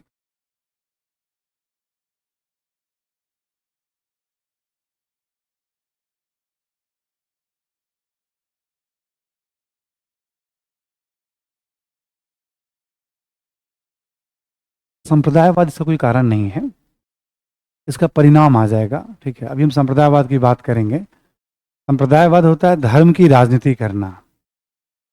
ठीक है, वो उतना बड़ा कारण नहीं है, मतलब ठीक है इसमें अभी। तो एक वैसे हो गया क्या, फिर क्यों हिंसा के रास्ते पे हैं, पहला फेज कारण बता दिया। अब प्रमुख गतिविधियों की बात करेंगे, क्या क्या हुआ। ठीक, भारत में और भारत से बाहर क्या क्या हुआ, छोटा सा एक टेबल सा बना के पहले दिखा देता हूं, इसमें पढ़ना क्या है हमको, फिर मैं वन बाय वन घटनाओं के बारे में फैक्चुअल इंफॉर्मेशन होंगे ये 25-30, वन बाय वन आपको लिखने पड़ेंगे। ठीक है, मेन मेन इंफॉर्मेशन होंगे। ठीक है, अब हम लोग आ रहे हैं प्रमुख गतिविधियों की बात करेंगे।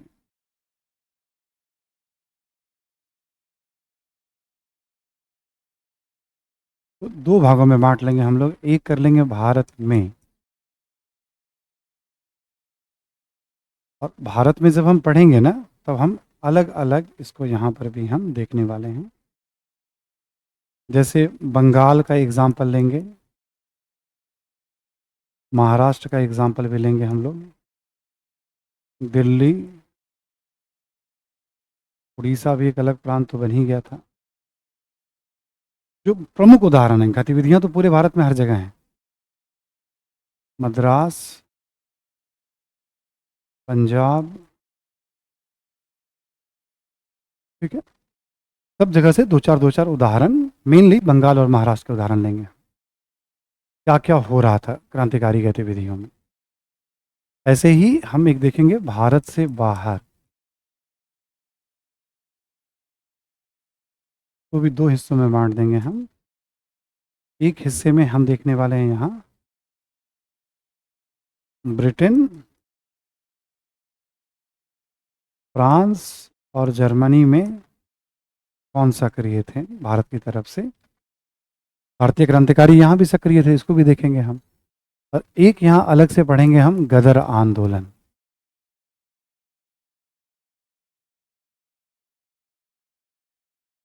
उन्नीस सौ 13 से 1915 के बीच की घटना है। ठीक है, गदर आंदोलन की बात करेंगे। ठीक है, एक स्ट्रक्चर सा बन गया कि हम क्रांतिकारी गतिविधियों में क्या पढ़ने जा रहे हैं। क्लियर सभी को? अच्छा, इसमें क्या देखेंगे हम, किसी संस्था का नाम आएगा। ठीक, अखबार वगैरह का नाम आ सकता है, किताबों का नाम आएगा। किस क्रांतिकारी ने किस अधिकारी को मारने की कोशिश की या मारा, उसका उल्लेख आएगा। किस पे कौन सा मुकदमा चला। देखो क्रांतिकारी गतिविधियां हैं तो बात किसकी होगी, हिंसा की बात होगी। उसमें क्या क्या देखेंगे हम, संस्था के बारे में देखेंगे हम। ठीक, ठीक? कौन किस संस्था से जुड़े हुए हैं मान लो। ठीक है, एक ये देखेंगे। और क्या देखेंगे हम, कुछ अखबार पत्रिका इत्यादि का नाम आ जाएगा इसमें। और कुछ महत्वपूर्ण हत्याओं का उल्लेख होगा इसमें, कुछ महत्वपूर्ण मुकदमे का उल्लेख होगा इसमें। इसमें यही सारी बातें देखी जाती हैं और इससे आपको एक आइडिया लग जाएगा कि भारतीय क्रांतिकारी भारत में ही नहीं बल्कि भारत से बाहर, गदर का मतलब ये अमेरिका और कनाडा, ठीक है, भारत से बाहर भी बहुत सक्रिय थे। वो सब उदाहरण आ जाएंगे आपके सामने, ठीक। जब फैक्चुअली अभी हम पढ़ लेंगे तो लास्ट में फिर इसका भी एक बार नेचर और योगदान, क्रांतिकारी आंदोलन का नेचर क्या था, 10 पॉइंट लिखवा दूंगा, 8-10 पॉइंट। योगदान क्या था, नेचर और योगदान से किसी भी क्रांतिकारी के बारे में आप लिखने की स्थिति में आ जाओगे, ठीक है। तो ये आपका क्रांतिकारी राष्ट्रवाद, क्या, क्यों, गतिविधियां, स्वरूप और योगदान, 5 हिस्से हैं इसके। ऑलरेडी मैं आपको 2 हिस्सा करा चुका हूं, क्या और क्यों, तीसरे पार्ट में हूं, फिर चौथा और पांचवा। शुरू करते हैं वन बाय वन, बंगाल से कहानी शुरू करते हैं।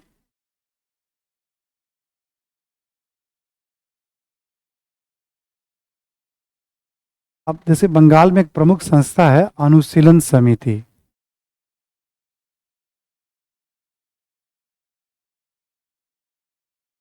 अब देखो संस्था क्या करती थी, संस्था लोगों को जोड़ने का काम, संसाधन जुटाने का काम, टारगेट सेट करती थी। एक क्रांतिकारी की संस्था का नाम क्या है, अनुशीलन समिति। इसके संस्थापक कौन थे, पी मित्रा। कभी कहीं मैं डेट लिखा दूंगा, कहीं डेट छोड़ दूंगा, जैसे 1902 में बनी थी ये, मैं बता रहा हूँ आपको, कुछ लोकप्रिय है तो 2-4 डेट लिखा दूंगा, 2-4 नाम लिख के छोड़ दूंगा, ठीक है। कभी आप जैसे प्रैक्टिस कर रहे हैं, अचानक से अनुशीलन समिति का डेट ही मान लो, तो आपको नहीं पता है, नहीं लिखा है मैंने, आपने वहां से पढ़ लिया, वहां से देख लिया, इतना इंपॉर्टेंट नहीं है कि हम सब जगह वर्ष को याद करते चलें, है ना। पी मित्रा। और अभी यहाँ मकसद है, इसकी 3 अलग अलग शाखाएं थी। कलकत्ता में एक बड़े नेता थे इसके, बारिंद्र घोष, और भी बहुत लोग हुआ करते थे क्रांतिकारियों में, ठीक। मिदनापुर एक बड़ा केंद्र था क्रांतिकारी गतिविधियों का। यहाँ थे ज्ञानेंद्र नाथ बसु। ढाका, ढाका में थे पुलिन बिहारी दास।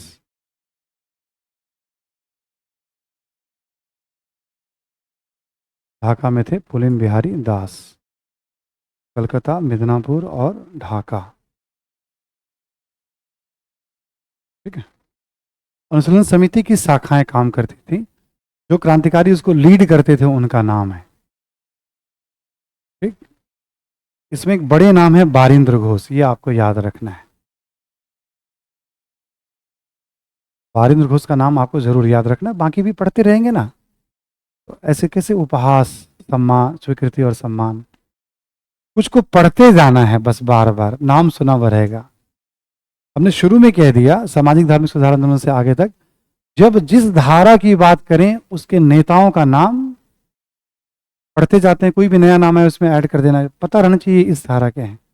लिखना बड़ी बात नहीं है उनके बारे में, पता चल जाए करते क्या है, ठीक है। हिंसा के द्वारा है तो ठीक है। ये तो हो गया एक महत्वपूर्ण संस्था, क्रांतिकारी संस्था बंगाल में। बंगाल में कुछ पत्रिका भी निकाली जाती थी, बंगाल में पत्रिका भी निकाली जाती थी। जैसे एक पत्रिका है युगांतर, ये निकालते थे बारिंद्र घोष।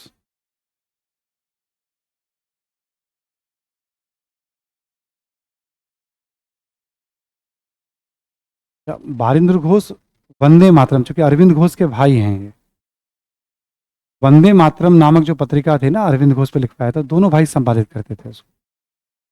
युगांतर जैसे हो गया, एक पत्रिका थी संध्या,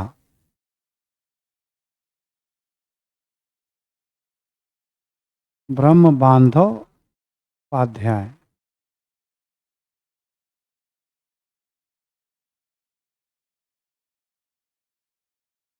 ब्रह्म बांधव उपाध्याय।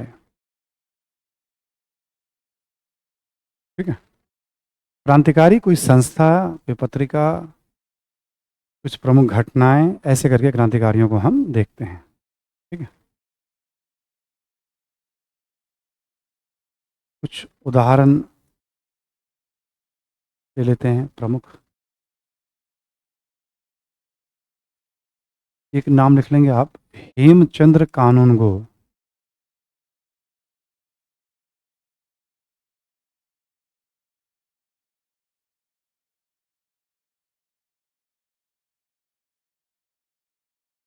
इनके बारे में लिखेंगे आप। क्रांतिकारी का नाम है कि इन्होंने पेरिस में बम बनाने का प्रशिक्षण लिया। पेरिस में बम बनाने का प्रशिक्षण लिया।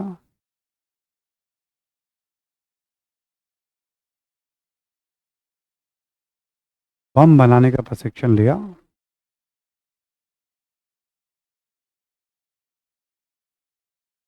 ठीक है। बम बनाने का प्रशिक्षण लिया। और कलकत्ता के नज़दीक मानिक तल्ला में, कलकत्ता के नज़दीक मानिक तल्ला में, मानिक तल्ला में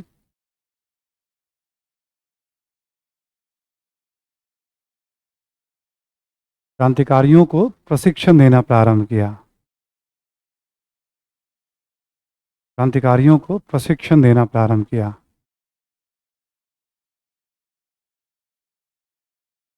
आओ दोस्त तुम्हें बम बनाना सिखाएं।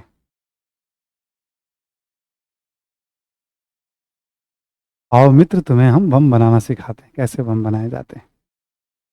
ठीक। मुझे याद है बहुत पहले, मतलब पुरानी बात होगी, कम से कम 10-12 साल पुरानी बात होगी। इलाहाबाद में पहली बार कभी पढ़ाने गया था मैं। ज़्यादा पुरानी बात भी हो सकती है बट इतना तो है ही।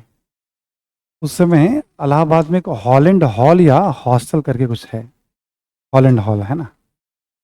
वहाँ के छात्र थोड़े उग्र माने जाते हैं, मतलब जैसा लोगों ने बताया मुझे। ठीक है।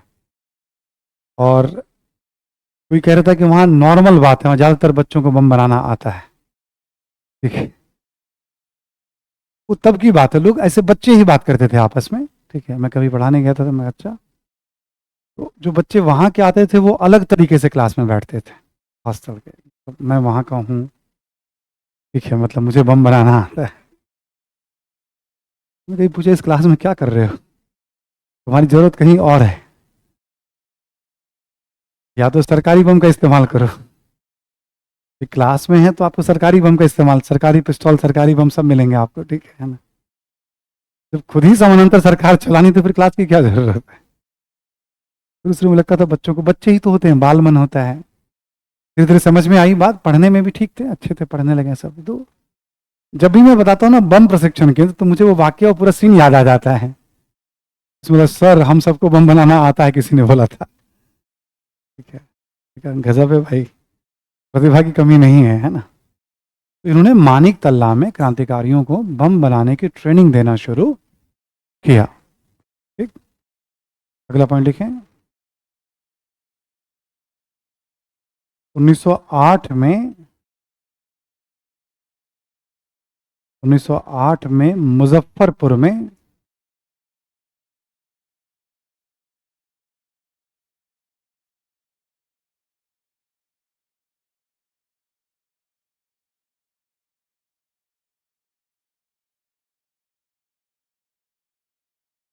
मुजफ्फरपुर में खुदीराम बोस,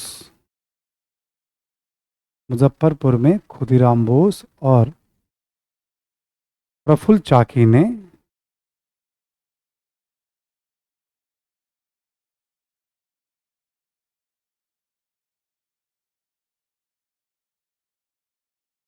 प्रफुल्ल चाकी ने एक अलोकप्रिय जज, मतलब बदनाम थे उस समय भारतीयों में, एक अलोकप्रिय जज किंग्सफोर्ड, किंग्सफोर्ड की हत्या की कोशिश की, किंग्सफोर्ड की हत्या की कोशिश की।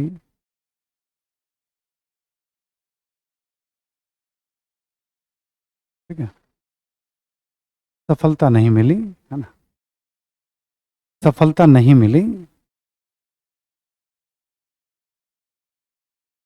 लिख लेंगे 18 वर्षीय खुदीराम को,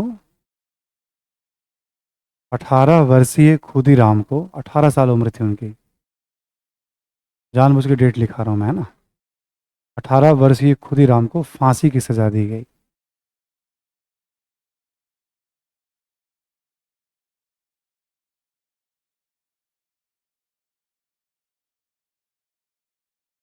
ऐसा कहा जाता है कि राष्ट्रीय आंदोलन में फांसी की सजा, मतलब या फांसी पे चढ़ने वाले सबसे कम उम्र के क्रांतिकारी थे खुदीराम बोस। सोचो, मतलब ये उम्र स्कूल में पढ़ने की है, छात्र ही थे ये भी। इसके पहले भी दो तीन कार्यक्रम अंजाम दे चुके थे ये। इस घटना में पकड़े गए थे, भागने में कामयाब हो गए थे, बट बच्चे ही थे कहीं पे। पुलिस वालों की नज़र पड़ गई किसी दुकान वगैरह पे और वहाँ से इनको पकड़ा गया, फांसी की सजा दी गई। बट इस घटना की इतनी चर्चा हुई थी आगे भी, ठीक है। कहा जाता है कि उस समय जब अंतिम संस्कार कर दिया गया था, तो महिलाओं की भीड़ उमड़ पड़ी थी राख को लेने के लिए। मतलब उस राख से ताबीज बनाकर अपने बच्चों को पहनाएंगे और हमारे बच्चे भी इनकी तरह ही साहसी और हिम्मती। ये सच्ची घटना है, सरकारी रिकॉर्ड में भी इस बात, मतलब लोकप्रिय उस जगह पे भी आपको दिख जाएंगे आपको ये। ठीक है, प्रफुल्ल चाकी ने खुद को गोली मार ली थी डर करके, वो भी पकड़ में आ गए थे। इसी में लिखे आप, ठीक है, इस घटना के पश्चात,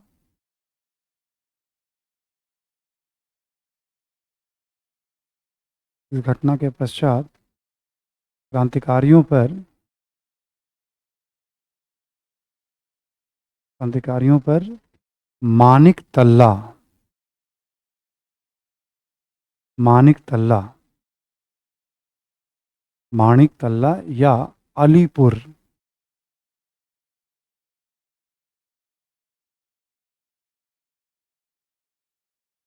अलीपुर षड्यंत्र केस चला।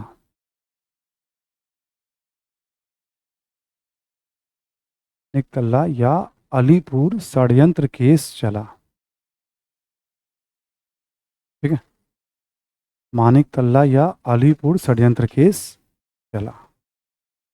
ठीक है, अलीपुर जेल है, जगह है जहां मुकदमा चलता था।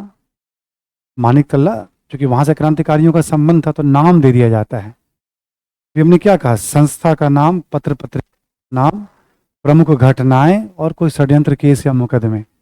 ऑब्जेक्टिव के लिए आपको तीन चार बातें यहाँ ध्यान रखनी पड़ती हैं। ठीक है, तो मानिक तल्ला षड्यंत्र केस तो बंगाल, इनसे संबंधित है ऐसे करके, है ना।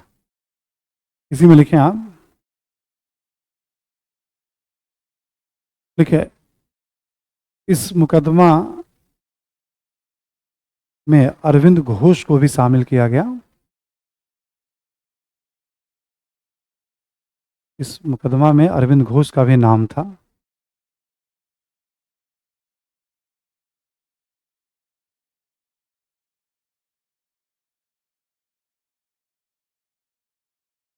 अरविंद घोष का भी नाम था। ठीक है, और देखेंगे इनका मुकदमा चितरंजन दास ने लड़ा। अरविंद घोष का मुकदमा चितरंजन दास ने लड़ा।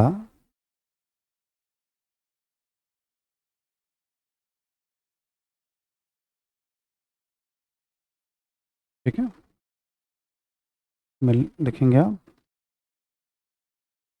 चितरंजन दास ने लड़ा। इसी में लिखेंगे आप, अरविंद घोष को रिहा किया गया। अरविंद घोष को रिहा किया गया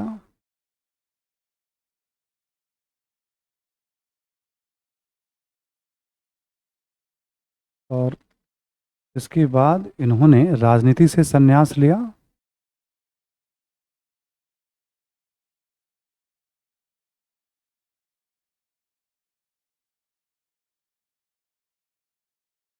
राजनीति से संन्यास लिया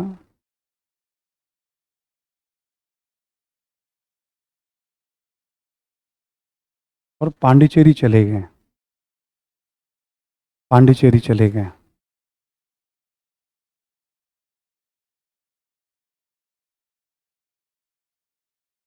ठीक है। तो अरविंद घोष एक उग्र राष्ट्रवादी नेता हैं, और उग्र राष्ट्रवादी नेता होने के हैसियत से आप उनके बारे में 150-250 शब्द लिख देंगे एग्जाम में, उनकी भूमिका क्या है, उनका योगदान क्या है। यहाँ से उनका आध्यात्मिक सफर शुरू होता है 1910 से 1950।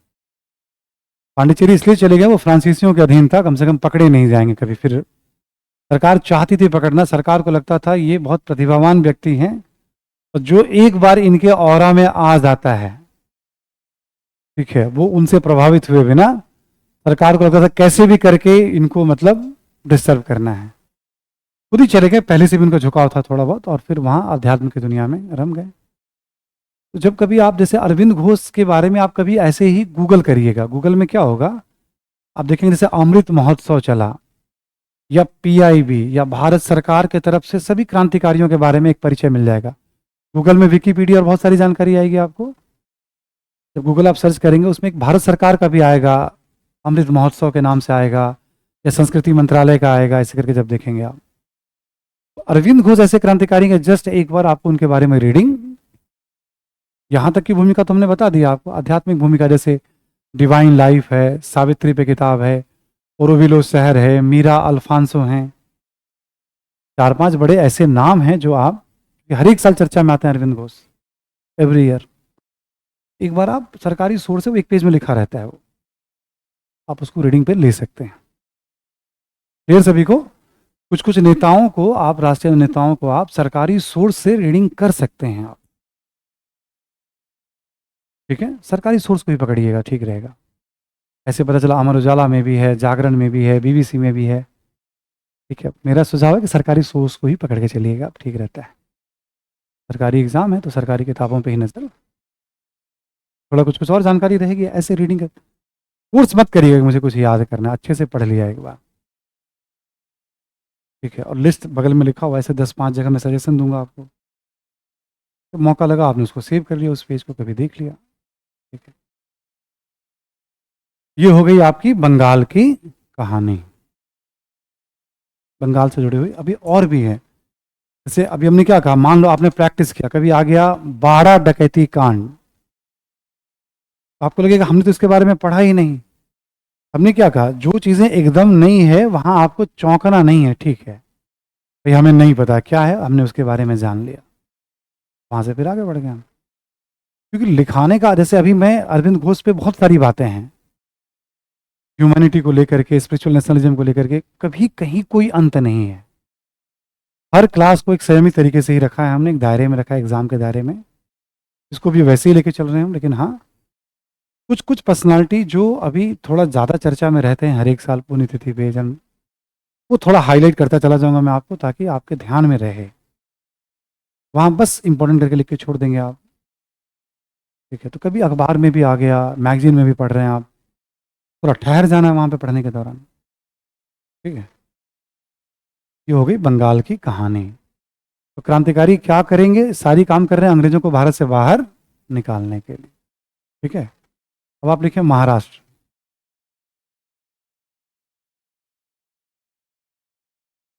ये तो बंगाल था, अब आप लिखिए महाराष्ट्र।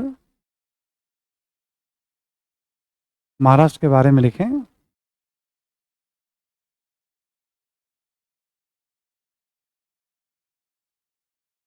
सबसे पहले लिखें आप 1897 में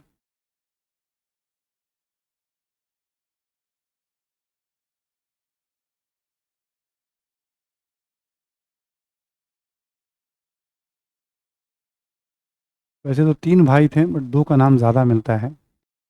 97 में चाफेकर बंधुओं ने, चाफेकर बंधुओं ने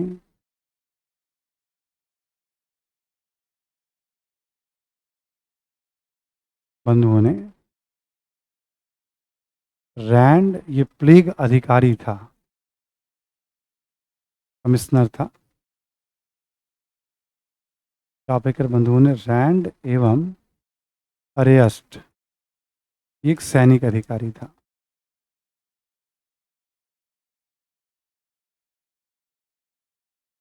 कापेकर बंधुओं ने रैंड एवं अरियस्ट की हत्या कर दी।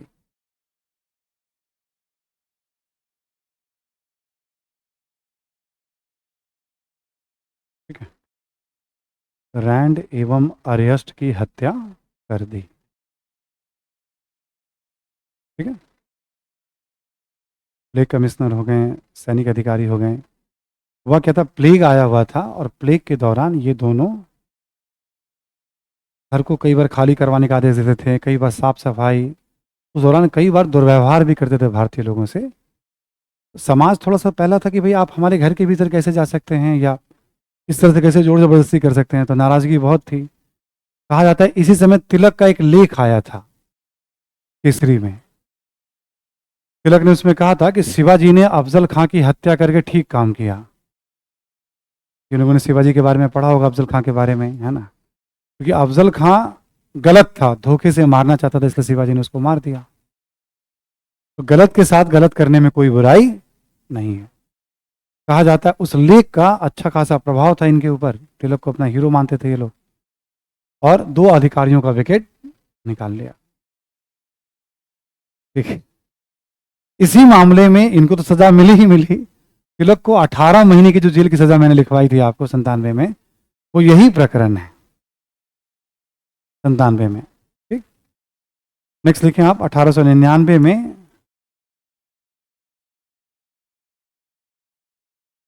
मित्र मेला नामक संस्था का गठन, या मित्र मेला का गठन। यहाँ पे हैं वीडी सावरकर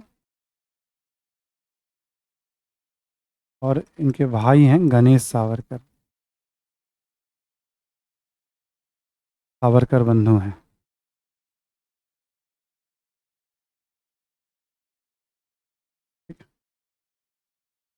1904 में मित्र मेला का अभिनव भारत में विलय। 1904 में अभिनव भारत का गठन कर लीजिएगा, ये ज़्यादा ठीक रहेगा। अभिनव भारत का गठन, ये भी एक संस्था है, और ये भी सावरकर जी और गणेश सावरकर जी ने इसकी स्थापना की थी। अभिनव भारत का गठन।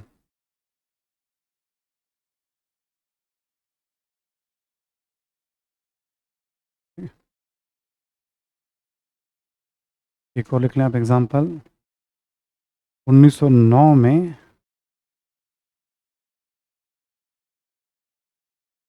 इस संस्था से संबंधित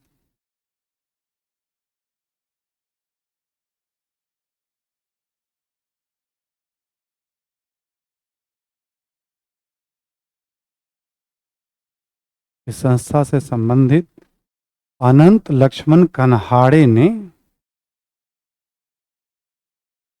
अनंत लक्ष्मण कन्हाड़े ने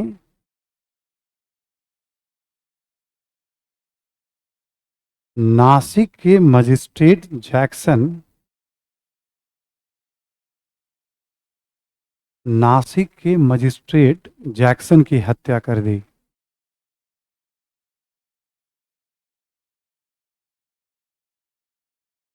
नासिक के मजिस्ट्रेट जैक्सन की हत्या कर दी। ठीक? यहाँ लिखेंगे आप, इसी संबंध में नासिक षड्यंत्र केस नामक मुकदमा, इसी संबंध में नासिक षड्यंत्र केस नामक मुकदमा चलाया गया।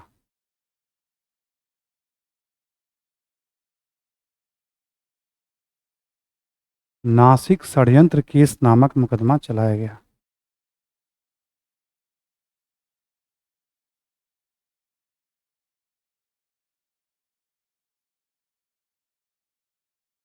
ठीक है, नासिक षड्यंत्र केस नामक मुकदमा चलाया गया था इसी संबंध में। सावरकर जी को इसी संबंध में गिरफ्तार भी किया गया था। मैं भी बता देता हूँ उनके बारे में भी थोड़ा सा, यहाँ नोट करके लिख लेंगे आप।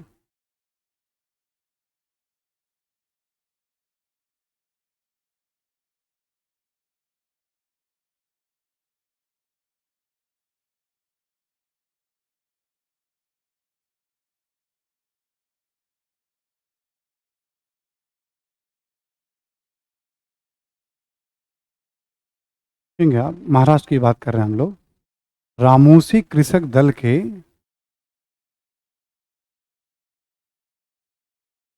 रामोसी कृषक दल के वासुदेव बलवंत फड़के, वासुदेव बलवंत फड़के को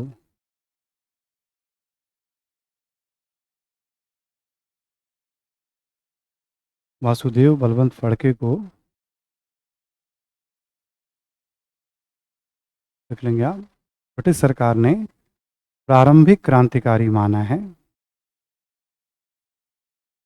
ब्रिटिश सरकार ने प्रारंभिक क्रांतिकारी माना है।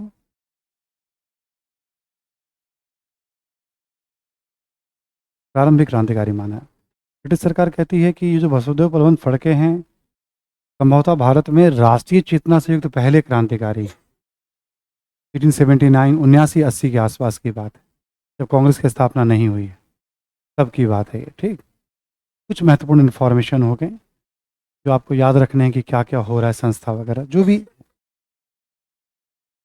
नोट में एक और लिख लेंगे आप, लिखेंगे आप PM वापट।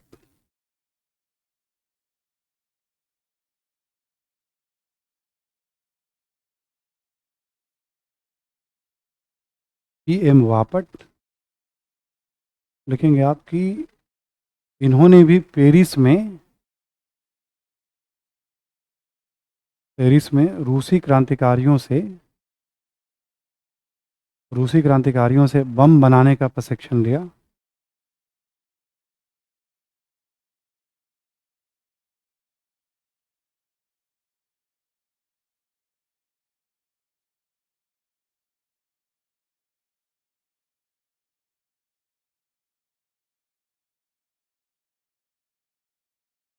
और 1908 में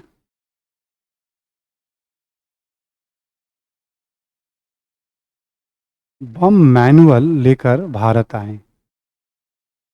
बम मैनुअल, बम कैसे बनाया जाता है, बम मैनुअल लेकर भारत आए थे। ये इंजीनियरिंग की पढ़ाई करने गए थे, वहाँ सावरकर जी के संपर्क में आ गए, तो सावरकर जी ने इनको इंजीनियर बना दिया। सावरकर जी ने बहुत सारे लोगों को इंजीनियर बनाया था, अभी और भी नाम आएंगे। ठीक है, तो सावरकर जी के ना जीवन के ना अलग अलग पहलू, यही मैंने कहा था रुक के मैं थोड़ा बताऊंगा। सावरकर जी के जीवन को ना आप 2-3 हिस्सों में बांट के देख सकते हैं, 3 हिस्सों में बांट सकते हैं आप। पहला हिस्सा सावरकर जी का है क्रांतिकारी वाला हिस्सा, 1910 तक ले लीजिए आप। दो क्रांतिकारी संस्थाओं की स्थापना कर रहे हैं, युवाओं को क्रांति के रास्ते पर चलने के लिए प्रेरित कर रहे हैं। सावरकर जी खुद ब्रिटेन गए थे और ब्रिटेन में इंडिया हाउस में थे, वहीं पर 1857 के विद्रोह पर उन्होंने किताब लिखी थी, the war of Indian independence. ठीक, और यूरोप में भी जैसे अभी PM वापट हो गए, मदन लाल ढींगरा हैं, ये सब क्रांतिकारी रास्ते पे आए थे सावरकर जी के प्रभाव में। फाइनली सावरकर जी को इसी मसले में उनको वहां गिरफ्तार किया गया ब्रिटेन में, और उनको भारत लाया जा रहा था सावरकर जी को। ठीक है, रास्ते में कुछ शायद जहाज में तकनीकी खराबी थी, तो फ्रांस के नज़दीक, ठीक है, मतलब ऐसा था जहाज स्लो था या रुकने वाला था, सावरकर जी वहां से अटलांटिक सागर में छलांग लगा देते हैं। ठीक है, कहा जाता है कुछ 100 मीटर 500-700 मीटर तैर करके पार करते हैं वो, और फिर सड़क पर जा करके वो दौड़ना शुरू करते हैं। करीब उसमें भी करीब 500 किलोमीटर के आसपास दौड़े होंगे, ऐसा वाक्य है उनके बारे में तब। लेकिन ब्रिटिश जो सैनिक अधिकारी थे वो भी पीछे पीछे तैरना शुरू कर दिया था, छलांग लगाया था, गोली भी चलाई थी, बट गोली से बच गए थे उस समय ये। और वापस उनको मतलब स्थानीय लोगों की मदद से, पुलिस वालों की मदद से पकड़ा गया। सावरकर जी कहते रहे वहाँ स्थानीय पुलिस अधिकारी को कि मुझे मजिस्ट्रेट कोर्ट में ले चलो, मुझे संरक्षण लेना है, बट फ्रांस वाले समझ नहीं पाए और इनको पकड़ करके फिर अंग्रेजों ने जहाज में भारत ले आए। इस घटना पे इतनी चर्चा हुई कि फिर इनको काला पानी की सजा दी गई थी, क्योंकि डायरेक्ट कोई इन्वॉल्व थे नहीं घटनाओं में, लिंक इनका पाया गया था। फिर सेलुलर जेल में ये अकेले वहाँ मतलब तो दो तरह के क्रांतिकारी दिखेंगे। एक आपको दिखेंगे कि ठीक है, हाँ मुझे मरना है तो मुझे मारो, मैं तुम्हें मार रहा हूँ। और एक क्रांतिकारी दिखेंगे आपको दांव पेच वाले। तो सावरकर जी दांव पेच वाले कैटेगरी में हैं।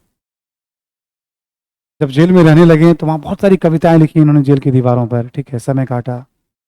और जब एक चर्चा सुनते होंगे कि भाई सरकार से इन्होंने माफ़ीनामा मांगा था कि भाई हम कोई भी ऐसा काम नहीं करेंगे, आपका साथ देंगे हम। वो सब भी ऐतिहासिक घटनाओं पर आधारित है, बट वो फेज 2 है उनका। जैसे उनको लग रहा है कि जेल में मेरा जीवन निरर्थक है, हम बाहर रहेंगे तो कुछ ना कुछ तो कंट्रीब्यूट करेंगे ही हम, किसी न किसी रूप में। इसको लेके कंट्रोवर्सी चलती रहती है भारतीय राजनीति में, भी कंट्रोवर्सी चलती रहती है भारतीय राजनीति में सावरकर जी के इन गतिविधियों को लेकर के। ठीक है, उससे एग्जाम का कोई रिलेशन नहीं कंट्रोवर्सी से, बट ऐसे मैं बता दे रहा हूँ आपको। ठीक है, मतलब मेरा अपना दृष्टिकोण है कि क्रांतिकारी जो होते थे उनमें दांवपेच बहुत था। जो कुछ थे भगत सिंह जैसे लोग, मुझे गिरफ्तार करो, मुझे फांसी पे लेके चलो। और कुछ थे रासबिहारी बोस, वीडी सावरकर जैसे लोग, सरकार की पकड़ में नहीं आना है, तब तो कुछ कर पाएंगे हम। फिर आगे चल करके एक ऐसा होता है जब इनको रिहा किया जाता है, महाराष्ट्र के किसी जेल में लाया जाता है, फिर रिहा कर दिया जाता है इनको। एक फेज इनका जेल वाला फेज है, इसकी खूब चर्चा होती है। रिहा होने के बाद लेखक तो थे ही, साहित्यकार थे, कवि भी थे। फिर एक आगे चल करके हिंदुत्व की एक नई व्याख्या करते हैं। हिंदुत्व शब्द यही लेकर के आए हैं। ये आरएसएस के सदस्य कभी भी नहीं थे, बट जिस हिंदुत्व की बात आज की जाती है वो बेसिकली सावरकर जी की आइडियोलॉजी से उसे जोड़ा जाता है। तो रिहा होने के बाद, समय से पहले रिहा कर दिया गया था इनको, तो साहित्यिक गतिविधियों में, हिंदुत्व के प्रचार प्रसार में इन्वॉल्व थे। सांप्रदायिक राजनीति की तरफ इनका झुकाव था। एक तीसरा फेज है, कहा जाता है ऐसा, बट ये प्रमाणित नहीं है, कि नाथूराम गोडसे इनसे बहुत प्रभावित थे और गांधी जी की हत्या के बाद इनको गिरफ्तार भी किया गया था, बट कोई प्रमाण था नहीं तो इनको रिहा कर दिया गया। बट उस हत्या पे, जब गांधी जी की हत्या के बाद जब इनका नाम आया, तो उसके बाद तब तक तो एक नेता के तौर पे थे, जब नाम आने के बाद इनकी चर्चा वैसे भी बहुत कम होने लगी उस दौर में। तो सावरकर जी की भूमिका तीन तरह से देखी जाती है। एक क्रांतिकारी सावरकर जी, एक जेल में सावरकर जी, और एक हिंदू विचारक के तौर पे सावरकर। अलग अलग परिस्थितियां तो अलग अलग बातें होती हैं। आप, हम लोगों का कोई भी काम कंट्रोवर्सी से जुड़ा हुआ नहीं है, इसलिए आप उसमें घबराइएगा नहीं। राजनीति में क्या होता है, वोट की एक कहानी अपनी होती है, इनको भारत रत्न देना चाहिए, नहीं देना चाहिए, सब चलता रहता है। ठीक है, हम इससे प्रश्नों पे भी आपको आइडिया दे देंगे। एक यूपीएससी के छात्र को किस तरह के रास्ता, किस तरह का अप्रोच रखना चाहिए कभी इस तरह की बात। ठीक है, हमें क्या स्टैंड लेना चाहिए, है ना। तो सावरकर जी की चर्चा होती है तो हम क्रांतिकारी सावरकर जी की यहाँ बात कर रहे हैं। ठीक, ये है आपका महाराष्ट्र से जुड़ी हुई घटना। इसके बाद हम लोग देखते हैं और क्या क्या है इसमें। दिल्ली है, उड़ीसा है, मद्रास है और पंजाब है। देखिए आप ज़रा दिल्ली के बारे में।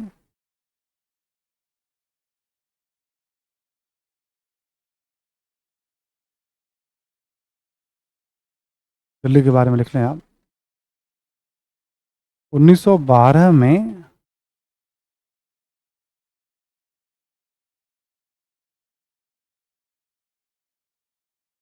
1912 में रास बिहारी बोस ने, रास बिहारी बोस ने अपने कुछ सहयोगियों के साथ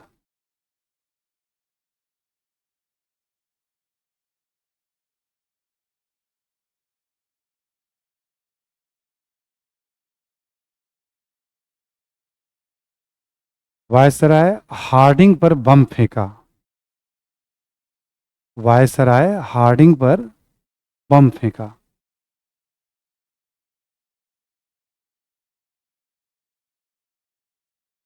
ठीक, बम फेंका। इसमें वायसराय भी घायल हो गए थे, हाथी भी घायल हो गए थे, लेकिन बच गया वायसराय। बड़ी घटना थी उस समय, ठीक है ना। लिखें, दिल्ली षड्यंत्र केस में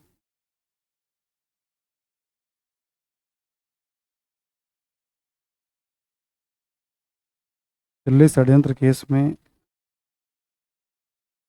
कुछ अन्य क्रांतिकारी भी शामिल थे। कुछ अन्य क्रांतिकारी भी शामिल थे।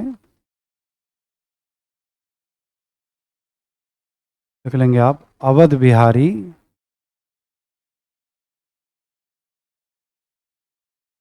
अवध बिहारी बाल मुकुंद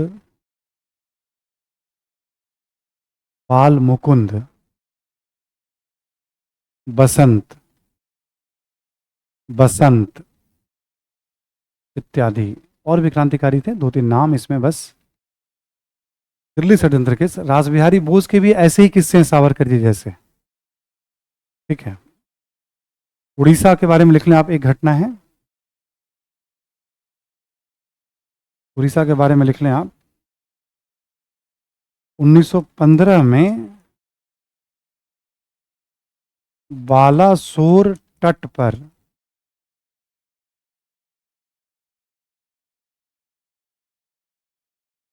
बाघा जतिन,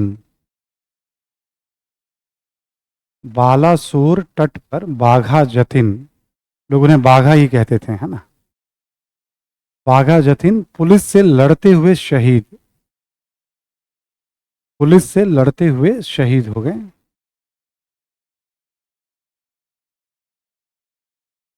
ठीक है, पुलिस से लड़ते हुए शहीद हो गए थे। मद्रास की भी घटना लिख लें आप।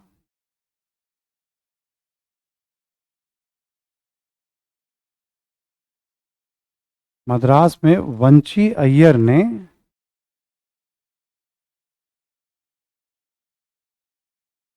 मद्रास में वंची अय्यर क्रांतिकारी हैं, वंची अय्यर ने एक मजिस्ट्रेट ऐसे की हत्या कर दी, एक मजिस्ट्रेट ऐसे की हत्या कर दी थी इन्होंने।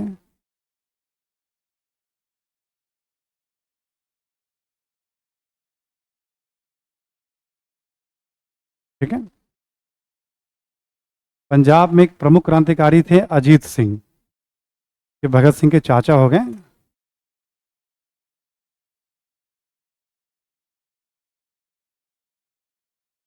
ये भारत माता नामक अखबार निकालते थे,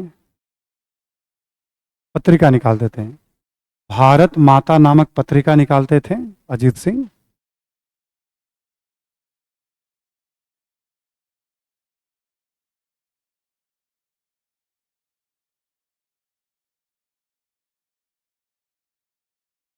और इनकी एक संस्था का भी नाम किताबों में दिया रहता है, अंजुमने मोहिबाने वतन,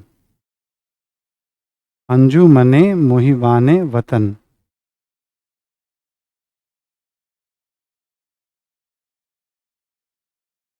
मोहिबाने वतन। कुछ कुछ और क्रांतिकारियों का भी नाम मिलता है यहाँ पे, सूफी अम्बा प्रसाद हैं, भाई परमानंद हैं। पंजाब से जुड़े हुए कुछ क्रांतिकारियों में सूफी अम्बा प्रसाद, भाई परमानंद, इन सब का भी नाम मिलता है। ऐसे ही सुना हुआ रहिए, बाकी लिखने की जरूरत नहीं है अभी आपको। बंगाल, महाराष्ट्र, दिल्ली, उड़ीसा, मद्रास और पंजाब से जुड़ी हुई कुछ महत्वपूर्ण घटनाओं के बारे में आपको। ठीक है, मंडे जब हम मिलेंगे तो फिर हम लोग इस तरह से बातचीत आगे करते हुए जाएंगे। ठीक है, थैंक यू एवरीवन, मिलते हैं फिर हम लोग सोमवार को।